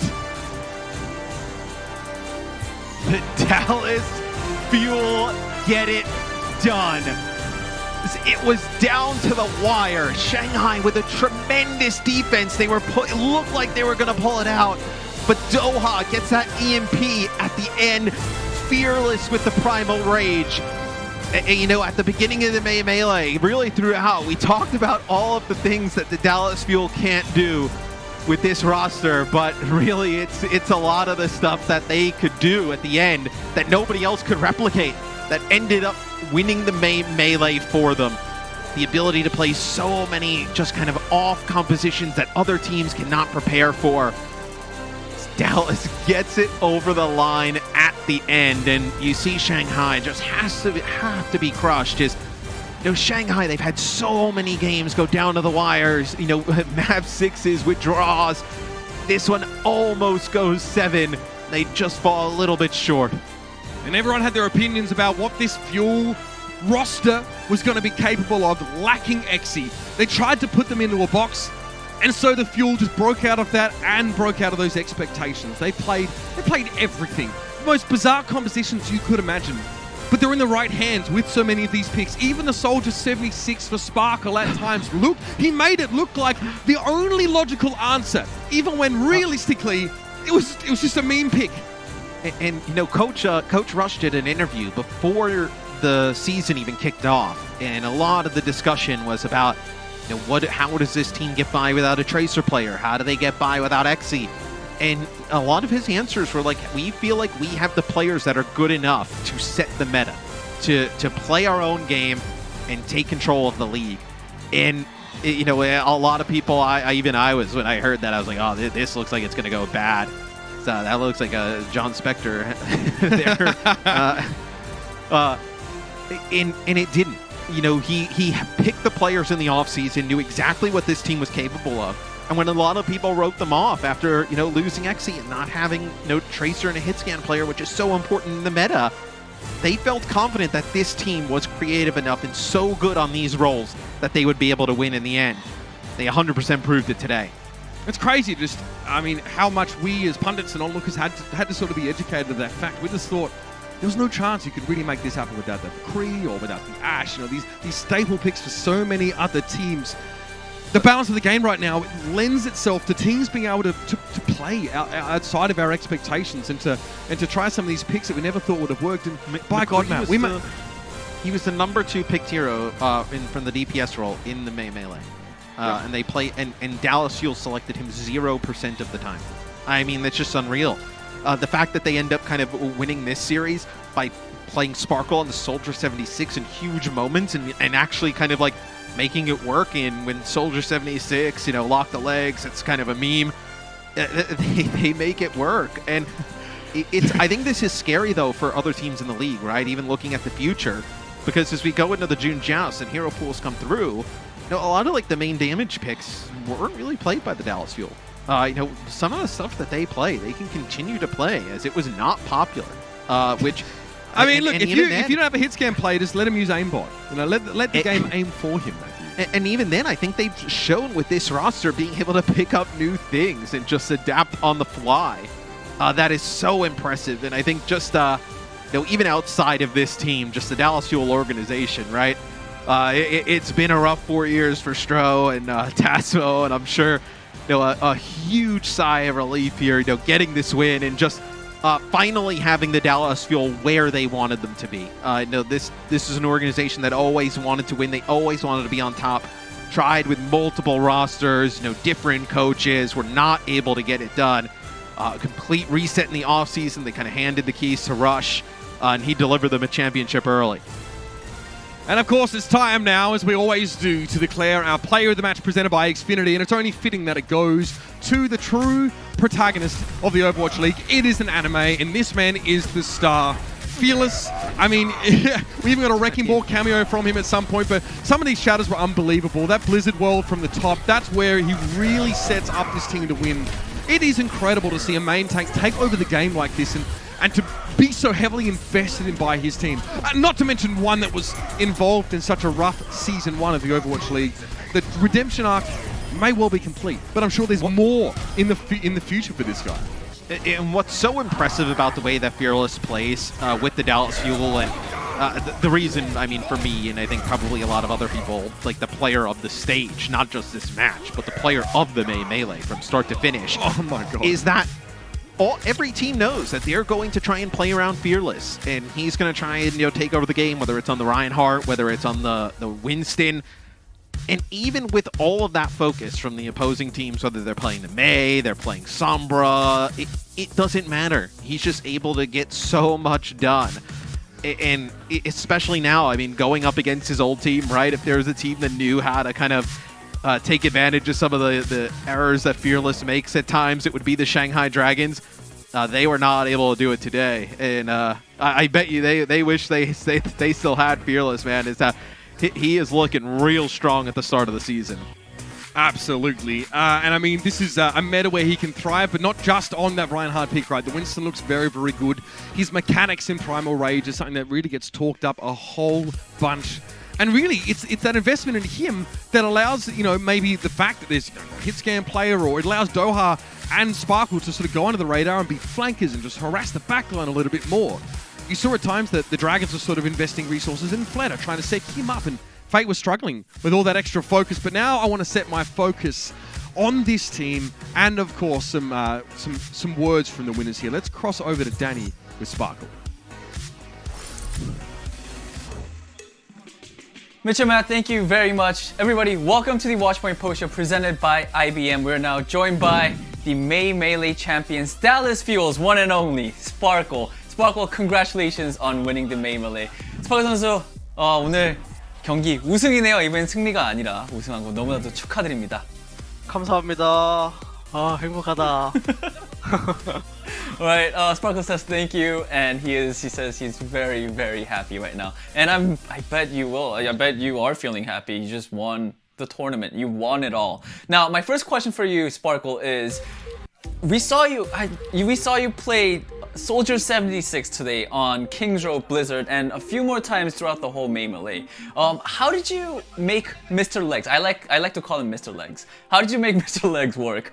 첫 번째 질문은 일단 오늘 이제 스파클 선수가 좀 어떻게 보면은 사람들이 자주 사용하지 않는, 선수들이 자주 사용하지 않는 솔저를 픽해서 우리 김병장님을 플레이하시는 모습을 많이 보여주고, 김병장님 덕분에 제가 봤을 때는 어떻게 보면 좀 승리를 이렇게 우승을 좀 하는데 좀 많은 도움이 되지 않았나 싶었는데, 그 픽에 대한 이유 어떻게 픽을 하게 되셨고, 또 어떻게 우리 솔저 픽으로 어떻게 좀 잘 경기를 이끌어 나갈 수 있었는지 대답 좀 해주시면 감사하겠습니다. 일단은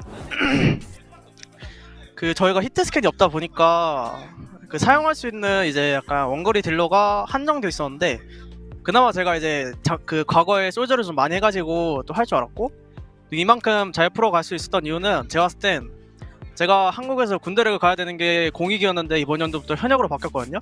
그래서 그만큼 더 이제 총 연습해가지고 잘할 수 있을 것 같아요. 군대 다녀오겠습니다.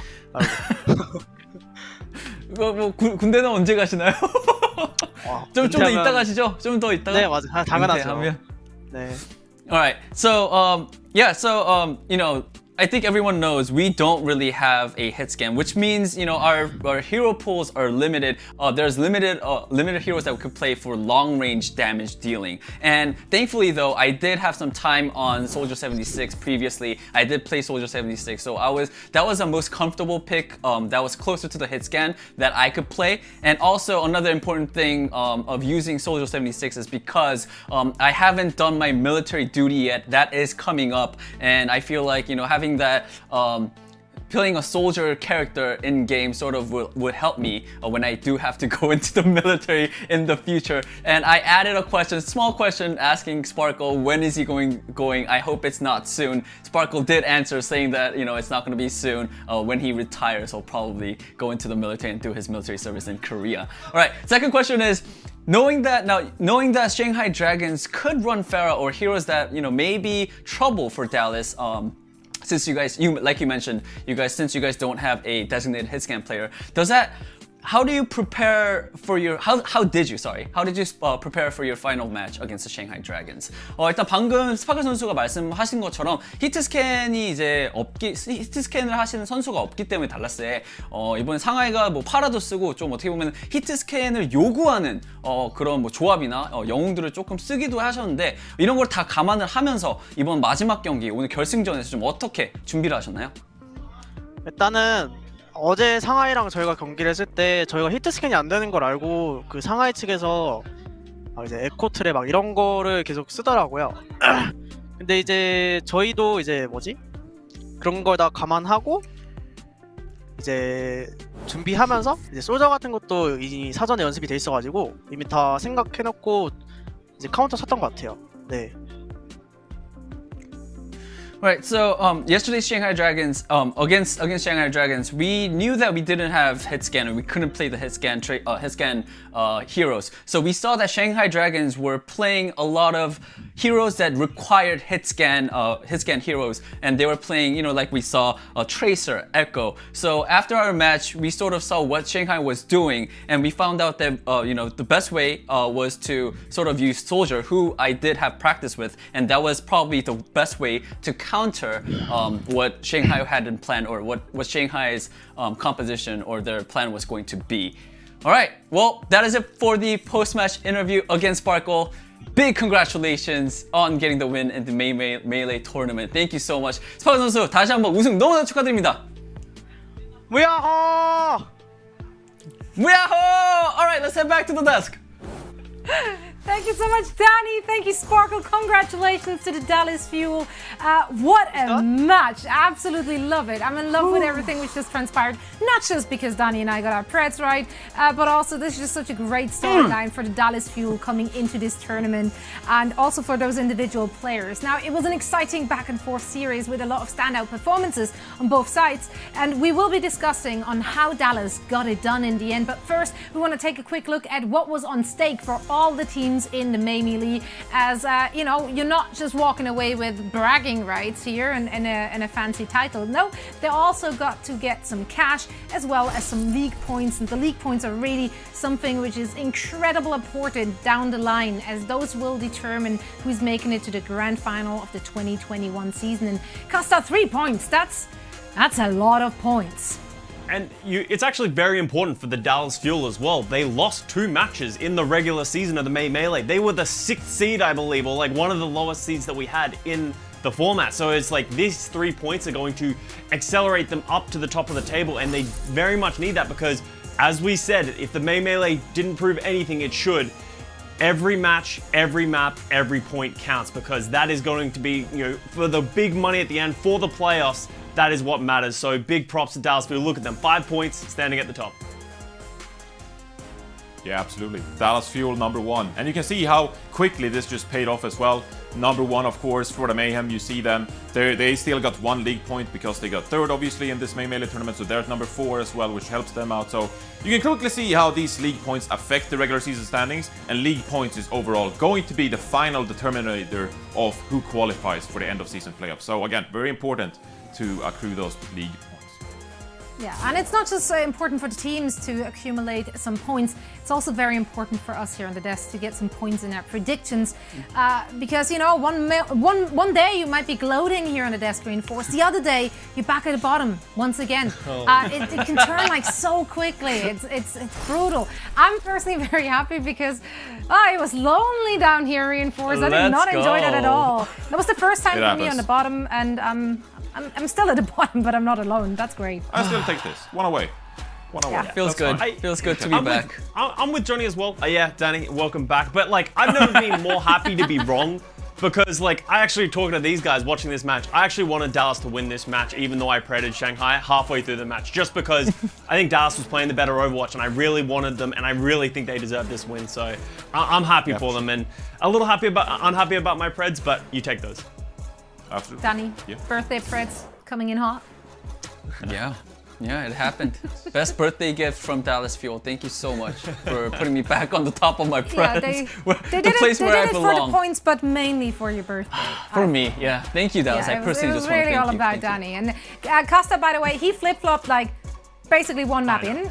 He always commentates. He and Reinforce are doing a phenomenal job in commentating the games as we watch them unfold.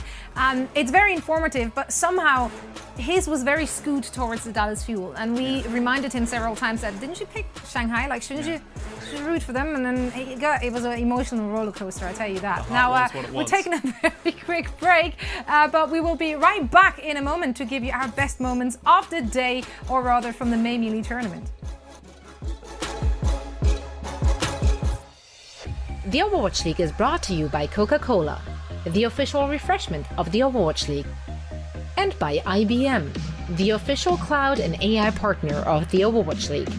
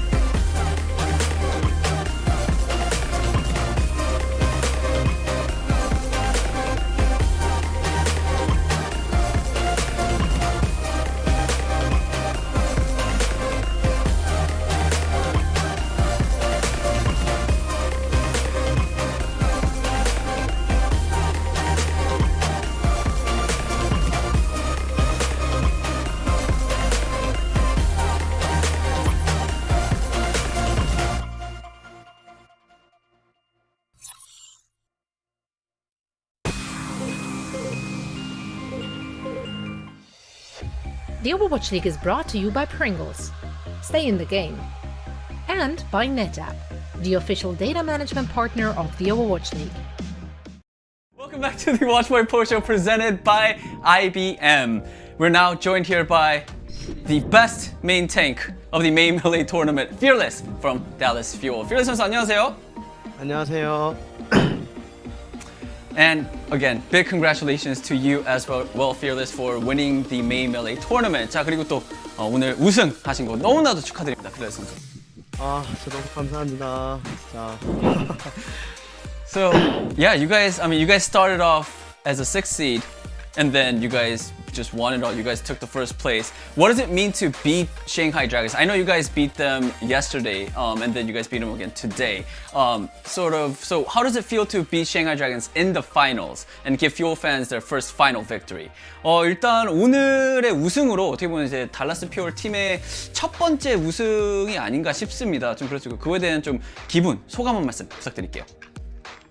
일단 그 댈러스가 우승을 한 번도 못했다고 했었는데 오자마자 이 첫 시즌 이제 네이밀리 이 시작하자마자 진짜 우승할 줄 절대 몰랐거든요.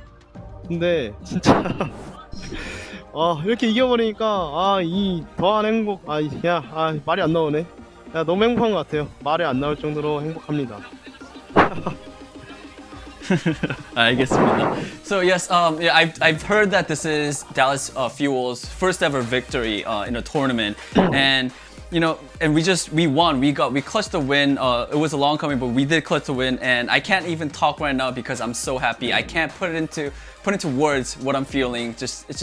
I'm just very, very happy that I got the win in the main melee tournament, in the first tournament of the season. Now, this is sort of a serious question for you, for Dallas Fuel and for you, Fearless. Does this mean that the cycle of misery for Fuel fans did it end? Did the cycle of misery end for Dallas Fuel? 이거를 설명하기 전에 I sort of have to confirm if Fearless knows about the cycle of misery. So I'm going to ask him that first, guys. My apologies. Fearless 선수 혹시 이거 사이클 오브 미저리라는 이 그 밈을 보신 적 있나요? 달라스 퓨얼에 대해서 어떻게 보면 악순환, 달라스의 악순환 이게 이런 밈 보신 적 있나요? 아니요. 없어요. Alright guys, unfortunately Fearless haven't seen the meme yet. He doesn't know what the meme is. I'm gonna just quickly explain to him what it is. 이게 뭐냐면 예전부터 달라스 퓨얼이 처음 생겼을 때부터 이렇게 뭐 좋은 선수들을 영입을 했다. 그 다음에 뭐 그래서 사람들이 와 좋다 하다가 어떻게 보면 그냥 뭐 그냥 미적지근한 그냥 뭐 이렇게 승패로 가다가 LA 팀 한 번 이기고 그 다음에 또 다시 또 이거 그냥 흐지부지 됐다가 이게 이런 게 좀 밈으로 돌았어요. 근데 오늘은 그게 다르니까 영어로 한번 다시 할게요. So now Fearless understands what it is. So now Fearless, does this end the cycle of misery for Fuel fans everywhere? 자, 이제 그러면 그거를 알아들으셨으니까 오늘은 우승을 했기 때문에 어떻게 보면 그 악순환이 끊긴 거긴 한데 Fearless 선수가 보실 때는 이게 정말로 이 악순환의 끝이라고 장담하실 수 있을까요? 네, 장담할 수 있고요. 이거는 제가 이제 이 메이민의 주인공이기 때문에 여기서 이제 악순환이라는 건 이제부터 없는 것 같아요. Alright, so yes, for sure there won't be any more cycle of misery for Dallas Fuel and Dallas Fuel fans because we did win the main melee and we were the protagonists. We were the main characters for this whole tournament. So yes, short answer. The cycle of misery ends here tonight. Alright, thank you so much, Fearless, and congratulations on your victory again. Fearless 선수 오늘 인터뷰와 우승하신 거 너무너무 축하드립니다. 진짜 너무 감사합니다. Alright, let's head back to the desk. Thank you so much, Danny Lehman, Fearless. Well, you know what? They turned the cycle into a line of victory, and I'm so happy for it. Also, can we just have a segment here where Danny explains memes? I kind of feel like we need that. I'm sweating, guys. That was kind of difficult. I can't wait to hear that one go so well. No, I loved it though, Danny. I don't speak Korean, but I felt like he nailed it. Does Fearless knows he's the protagonist of the league? Like, I think so, because he said he was a main character. He said he was a main character for this tournament. I think he meant it as in like, because you become the main, you're the main sort of character in this whole anime arc of May Melee if you win it, right? So I think he was going in that route, but maybe he does know that he's a protagonist of Overwatch Certainly League acting anime. it on the server, so I'm all about it. Now it is time for State Farm's alt economy. Doha is one of the best Sombras in the league, but we saw the Dragons contain him pretty well on Temple of Anubis. Yeah, this was actually quite sick from Fleta here playing the Echo on Temple of Anubis. A standout play that just happens in the finals by the last year's MVP, of course. Doha repeatedly tried to use his EMP to win this point A, but Fleta on the Echo duplicating intentionally just as the EMP goes off so he doesn't get hacked. Here you see himself, he flies up, sees Sombra's EMP comes out. Well, I'm gonna turn into a Winston, I'm not hacked, I can go down and disrupt that Dallas Fuel. And he did this repeatedly on Temple of Anubis. Really sick ultimate play from Fleta. He's the best Echo in the league. I'm sorry. He's the best Echo in the league. Fantastic performance by him, and this really solidified Temple of Anubis for Shanghai Dragons and kept them alive in the series for quite some time. Yeah, I completely agree. I think it's just... Also, Lee Jae-gon as well on that Mercy with his Valk. Like, they just played so well around it, and that's like, that was for me maybe the turning point for the Shanghai Dragons, but unfortunately didn't get them over the line at the end, just through sick play from Dallas. But honestly, like after Temple of Anubis, Danny and I were sitting here sweating. Dallas looked very good here in that very first control map, but then after Temple of Anubis, I was like, oh boy, like this is not gonna go well, is it? However, Dallas did edge it out, so let's talk about the match and let's talk about how Dallas Fuel actually managed to get the advantage in the very end. Yeah, well, it was an interesting series, very back and forth. You're seeing like map-dependent situations. I thought we were about to be on the Shanghai Dragons, well, not really a reverse sweep, but the come-up for them. They was really starting to gain momentum. They knew how to play against this Sombra. I was worried for the Dallas Fuel, but then we go on to Blizzard World, and somehow they got stuck in the Dallas Fuel's way of playing the game. You saw on their attack, they got caught playing Reinhardt for way too long. They were so afraid of Doha's EMP that they just didn't do anything for a really long period of time. And then Dallas just capitalized on it. That's what makes them one of the best teams. The best team that we have in this league right now, just capitalizing on opportunities, and they just closed it out so superbly. Yeah, it really didn't feel like it was Shanghai Dragons' day, and I felt like you could really feel that on King's Row, especially when they were coming into point C with so much time bank, but the Dallas Fuel stopped them. And then, of course, we moved over to Gibraltar, and it just felt like Dallas Fuel, they had the edge on Gibraltar to be able to win that map. But then Shanghai Dragons, they came back here on Ilios. They looked really strong on this control map, and suddenly you get this like vibe just in your body. You just feel like, oh, Shanghai Dragons, they're not out of it. They could pull this one back. Then, as Costa said, on Blizzard World, fantastic shatter by Fearless, and this really cemented the win, of course. It was the final map of the series, but as Costa said, Shanghai Dragons, they linger around on the Reinhardt compositions for too long, but at the end of the day, it came down to the last fight. It was so close. Double support ultimates from Shanghai Dragons. Leap barely dies in a Transcendence. Pulse bomb from Sparkle. So many great moments in that last fight. A phenomenal fight to end the May Melee on, and that ultimately sealed the deal for the Dallas Fuel. This was an epic finals, well-deserved Dallas Fuel going away with the May Melee trophy. That defense and the hold from Shanghai Dragons on Blizzard World, the very last fight, it just, yeah, I have no words. It was really good. It was incredible. Awesome. Yeah. Now, we were treated to amazing Overwatch throughout the entirety of this tournament, and every single day we had to pick our favorites, our best of the days, and honestly, every day this is a really tough task for us to actually fulfill. It's even harder than doing the bold predictions, trust me. Now, we still managed somehow to do it. I went with a very low-hanging fruit here. My best of the day is the marvel of modern technology. Yeah, that's right. Danny's virtual birthday cake. I just love that we had that. I mean, doesn't get any better than that. I honestly really loved it. I'm really thankful for the production because this was, I've never gotten anything like this. I've never blew on a virtual cake and a virtual candle. You might be the first. You might be the first ever. Maybe. I really want that clip. I'm gonna save it on my phone. I'm just gonna look at it all day today. Yeah. If I may nitpick here, production, I mean, this is great and everything, but like balloons, confetti, music. I do feel like you could. I'm just saying, Like the cake is great and all, but there was room. There was room for more. No, it's fine. So I got I got serenaded by you. So you remember that was another big True. up. That's true. Oh, my heart. Right, moving on. What are you doing? Is it me? Oh, is it me? Yeah, Oh, no wonder. I was like, I saw myself on the camera. It didn't move, so I was like, oh, what are we doing? We're doing best of the day, right? Are we doing best of the day? Yeah, that's Oh, okay. Yes, we are done. Sorry, guys. I'm sort of out of it. Okay, I'll focus. All right. My best of the day.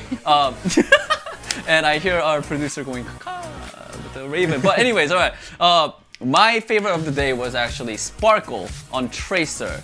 And on I think it was their attack. The last point, he was just popping off, and their last pulse bomb kill onto the supports of Shanghai Dragons was really good. And I bring this up because I think Johnny and Costa were mentioning about how Shanghai Dragons were sort of like their AI. They like learn stuff as they play. And I don't know. I don't care if you guys don't agree with me, but I feel like Sparkle's Tracer is the bigger AI. Like I feel like his Tracer play has been just continuously getting better and better. And I'm really excited to see where he's gonna go throughout the whole season.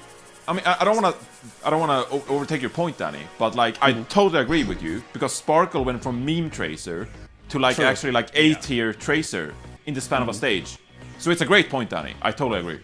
Guys, I have to talk about the elephant in the room. Lee Jae Gon did hand deliver that to Izuyaki as well, in that clip. So it was a great pulse bomb and it did work really well. But we do need to talk about it. That was a great assist from Lee Jae Gon on that one.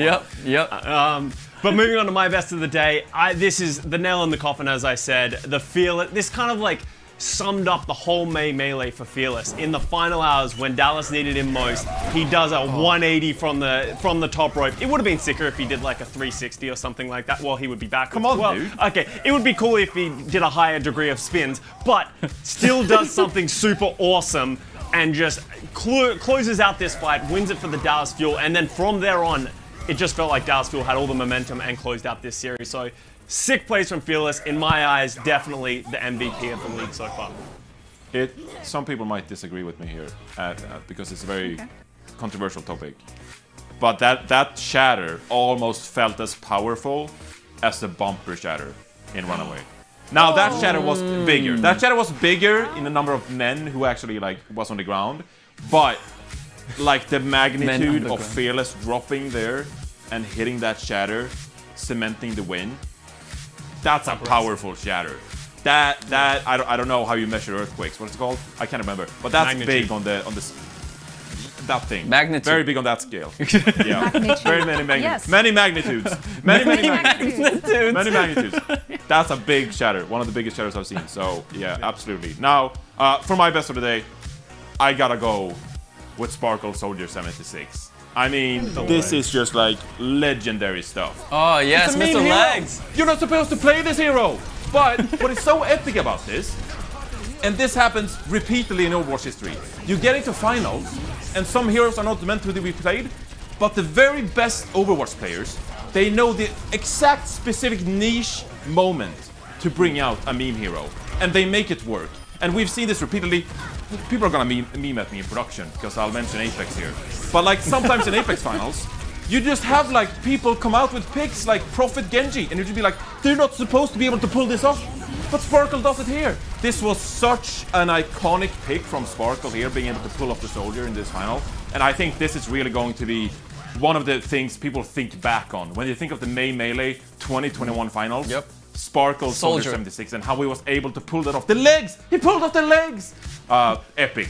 I mean, I don't have a beat button, but I'd say that's some king shit. So, love to see it. Well beat. I absolutely loved it. Well beat. No idea what that word could have been originally. No. Very surprising. No. I also want to give a close runner-up to my best of the day. Every time Fleda duplicated into Anna, Reinforce lost it. Absolutely lost it. I did. And I personally really enjoyed that. Why did that make you so angry? Why It was just a moment. Costa, do it. Yeah, it's so hit and miss, and we will talk about this. We'll break it down with a little bit of analysis because I think he did it 4 times in this series, and he only got value out of it 1 time on that Ilios when he managed to get a nano off on Void.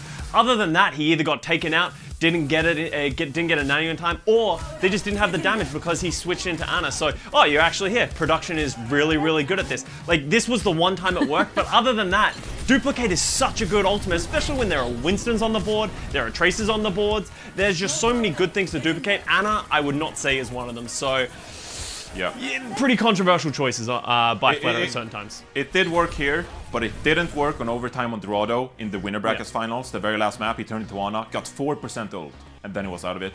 And it didn't work on Gibraltar when they were trying to push that card to cap 3 points. They needed the damage, just as Kato said. They needed the damage, but he insisted on the Ana. Took him like 10 seconds to build a no-no. Useless at that point, and Dallas Fuel respawns. You need to finish it off. I would have liked to see a Diva, but I don't really, like, we're just about to wrap up the show. We're about to wrap up the tournament. Yeah. I don't want to talk about players' mistakes. That is great. I just want to say, I thoroughly for me that was a high note. this stage. I enjoyed your reaction to it, Yeah. so Oh, I was not. But I don't want to mold. I was just upping For you sure. here. Really. I've molded so much, Zoe. I don't want to mold anymore. I just want to show love. True. That's true. I'm sorry. I didn't want to bring it back. incredible I know this stage. is emotional. Yeah, this was emotional for you. I didn't mean to bring it back up. Now, with the May Melee decided, let's take a look at the standings with the bonus league points awarded and how things will shake up as we head into the June Joust qualifiers, as that is going to be our next tournament cycle coming up. So of course some things have shifted after that May Melee tournament. Guys, what's the most notable thing you're going to see here? Has to be Shanghai at top. Like, they had a pretty poor regular season. Once again, these points from these tournament structures coming in clutch. Shanghai at the top on 5 points. That's gonna matter because APAC, the top end of APAC, is looking very strong. You're gonna need those points when we get to the end of the season. Yeah. Fairly Fusion doesn't seem that far like below Shanghai Dragons. So it's, no, they're 1 point, Danny. Yeah, they're only 1 point. Sorry, I have really bad eyes and my It's not monitor is far. pretty far away. Not far. Bold at all. prediction. Hey, that's a bold prediction. I believe Philly, yeah. Indeed. June Joust, I think for APAC will be really interesting. Shanghai, of course, they've shown us like what they could do, and Philly and all the other teams are pretty great too. So it's gonna be fun. Yeah, and I just want to, once more remind everyone that obviously not every team has played against every team during their qualifier matches. Some teams had a tougher road and they might have an easier time in the June Joust qualifier. So things can turn around really quickly if you're able to accumulate those 4 points during the regular playtime in that very tournament cycle. So I'm very, very interested to see, because shocker, I don't know the schedule, out of thin air, but I do feel like there's a lot of opportunities for a lot of teams to still overtake one another heading into the June Joust. I'm very excited for that. Now, after we saw all those matches, all those teams played out, which teams are you guys especially hopeful for heading into the June Joust? Starting with you, Reinforce. Hopeful? Oh, that's a tough question. I really hope that the Washington Justice get it together. This is a phenomenal roster, but it was a bit shaky for them. The teamwork wasn't really figured out. Still seemed like they're trying to work things out internally with the Washington Justice. But like Decay, Mag, Fury, this is an incredible roster. They went 4-0, but didn't really make it because Florida Mayhem knocked them out in the knockout matches. But I really hope to see more from the Washington Justice. Very entertaining roster. Love to see more from them. Ooh, that moves on to me then. I think I'm going to go for the Gladiators. Talking about a team that needs these tournament structure points, they are one of those teams that had a really hard schedule so far in the May Melee, and they went 2-2, didn't qualify for the qualifiers, and they looked better in their second weekend. So I want to see them step up, get into the June Joust playoffs, and start getting some points on the board because they're going to need them. I'm gonna have to go with San Francisco Shock. They didn't have, things were rough for them. In the May Melee, leading up to May Melee as well. And as the two-time back-to-back champions, I know they're gonna come back strong, but I'm really curious to see like what changes they're gonna make and how they're going to level up their gameplays and just what they have to bring to the table coming to June Joust. I just feel like we saw so much potential from so many teams, and some of them, got a little unlucky with schedules or just, it didn't quite click, but the potential was there. The individual skill is definitely on those teams. I'm also very much excited for more of the Houston Outlaws. I'm very much in love with their tank duo. I think Django and Piggy are looking really, really crisp. That's some picture book synergy those tanks are displaying on a daily. So I want to see more of that. Now, as we sign off for the May Melee, we want to to say thank you so much for watching. It's been a fantastic tournament, and of course 4 weeks leading up to it, which were a lot of fun for us as well. Gentlemen, once again, thank you so much for joining us, and we will return in 2 weeks for the June Jazz qualifiers on Friday, May 21st at 12 p.m. PST. So enjoy the time off, fam. We'll see you again in 2 weeks. Bye, everybody. Bye. Thank you so much. I love you all. 사랑합니다. Thank you. Thank you. Thank you. Thanks, guys. See you in 2 weeks. Thanks. All right, let's go party, everybody. Capture the objective.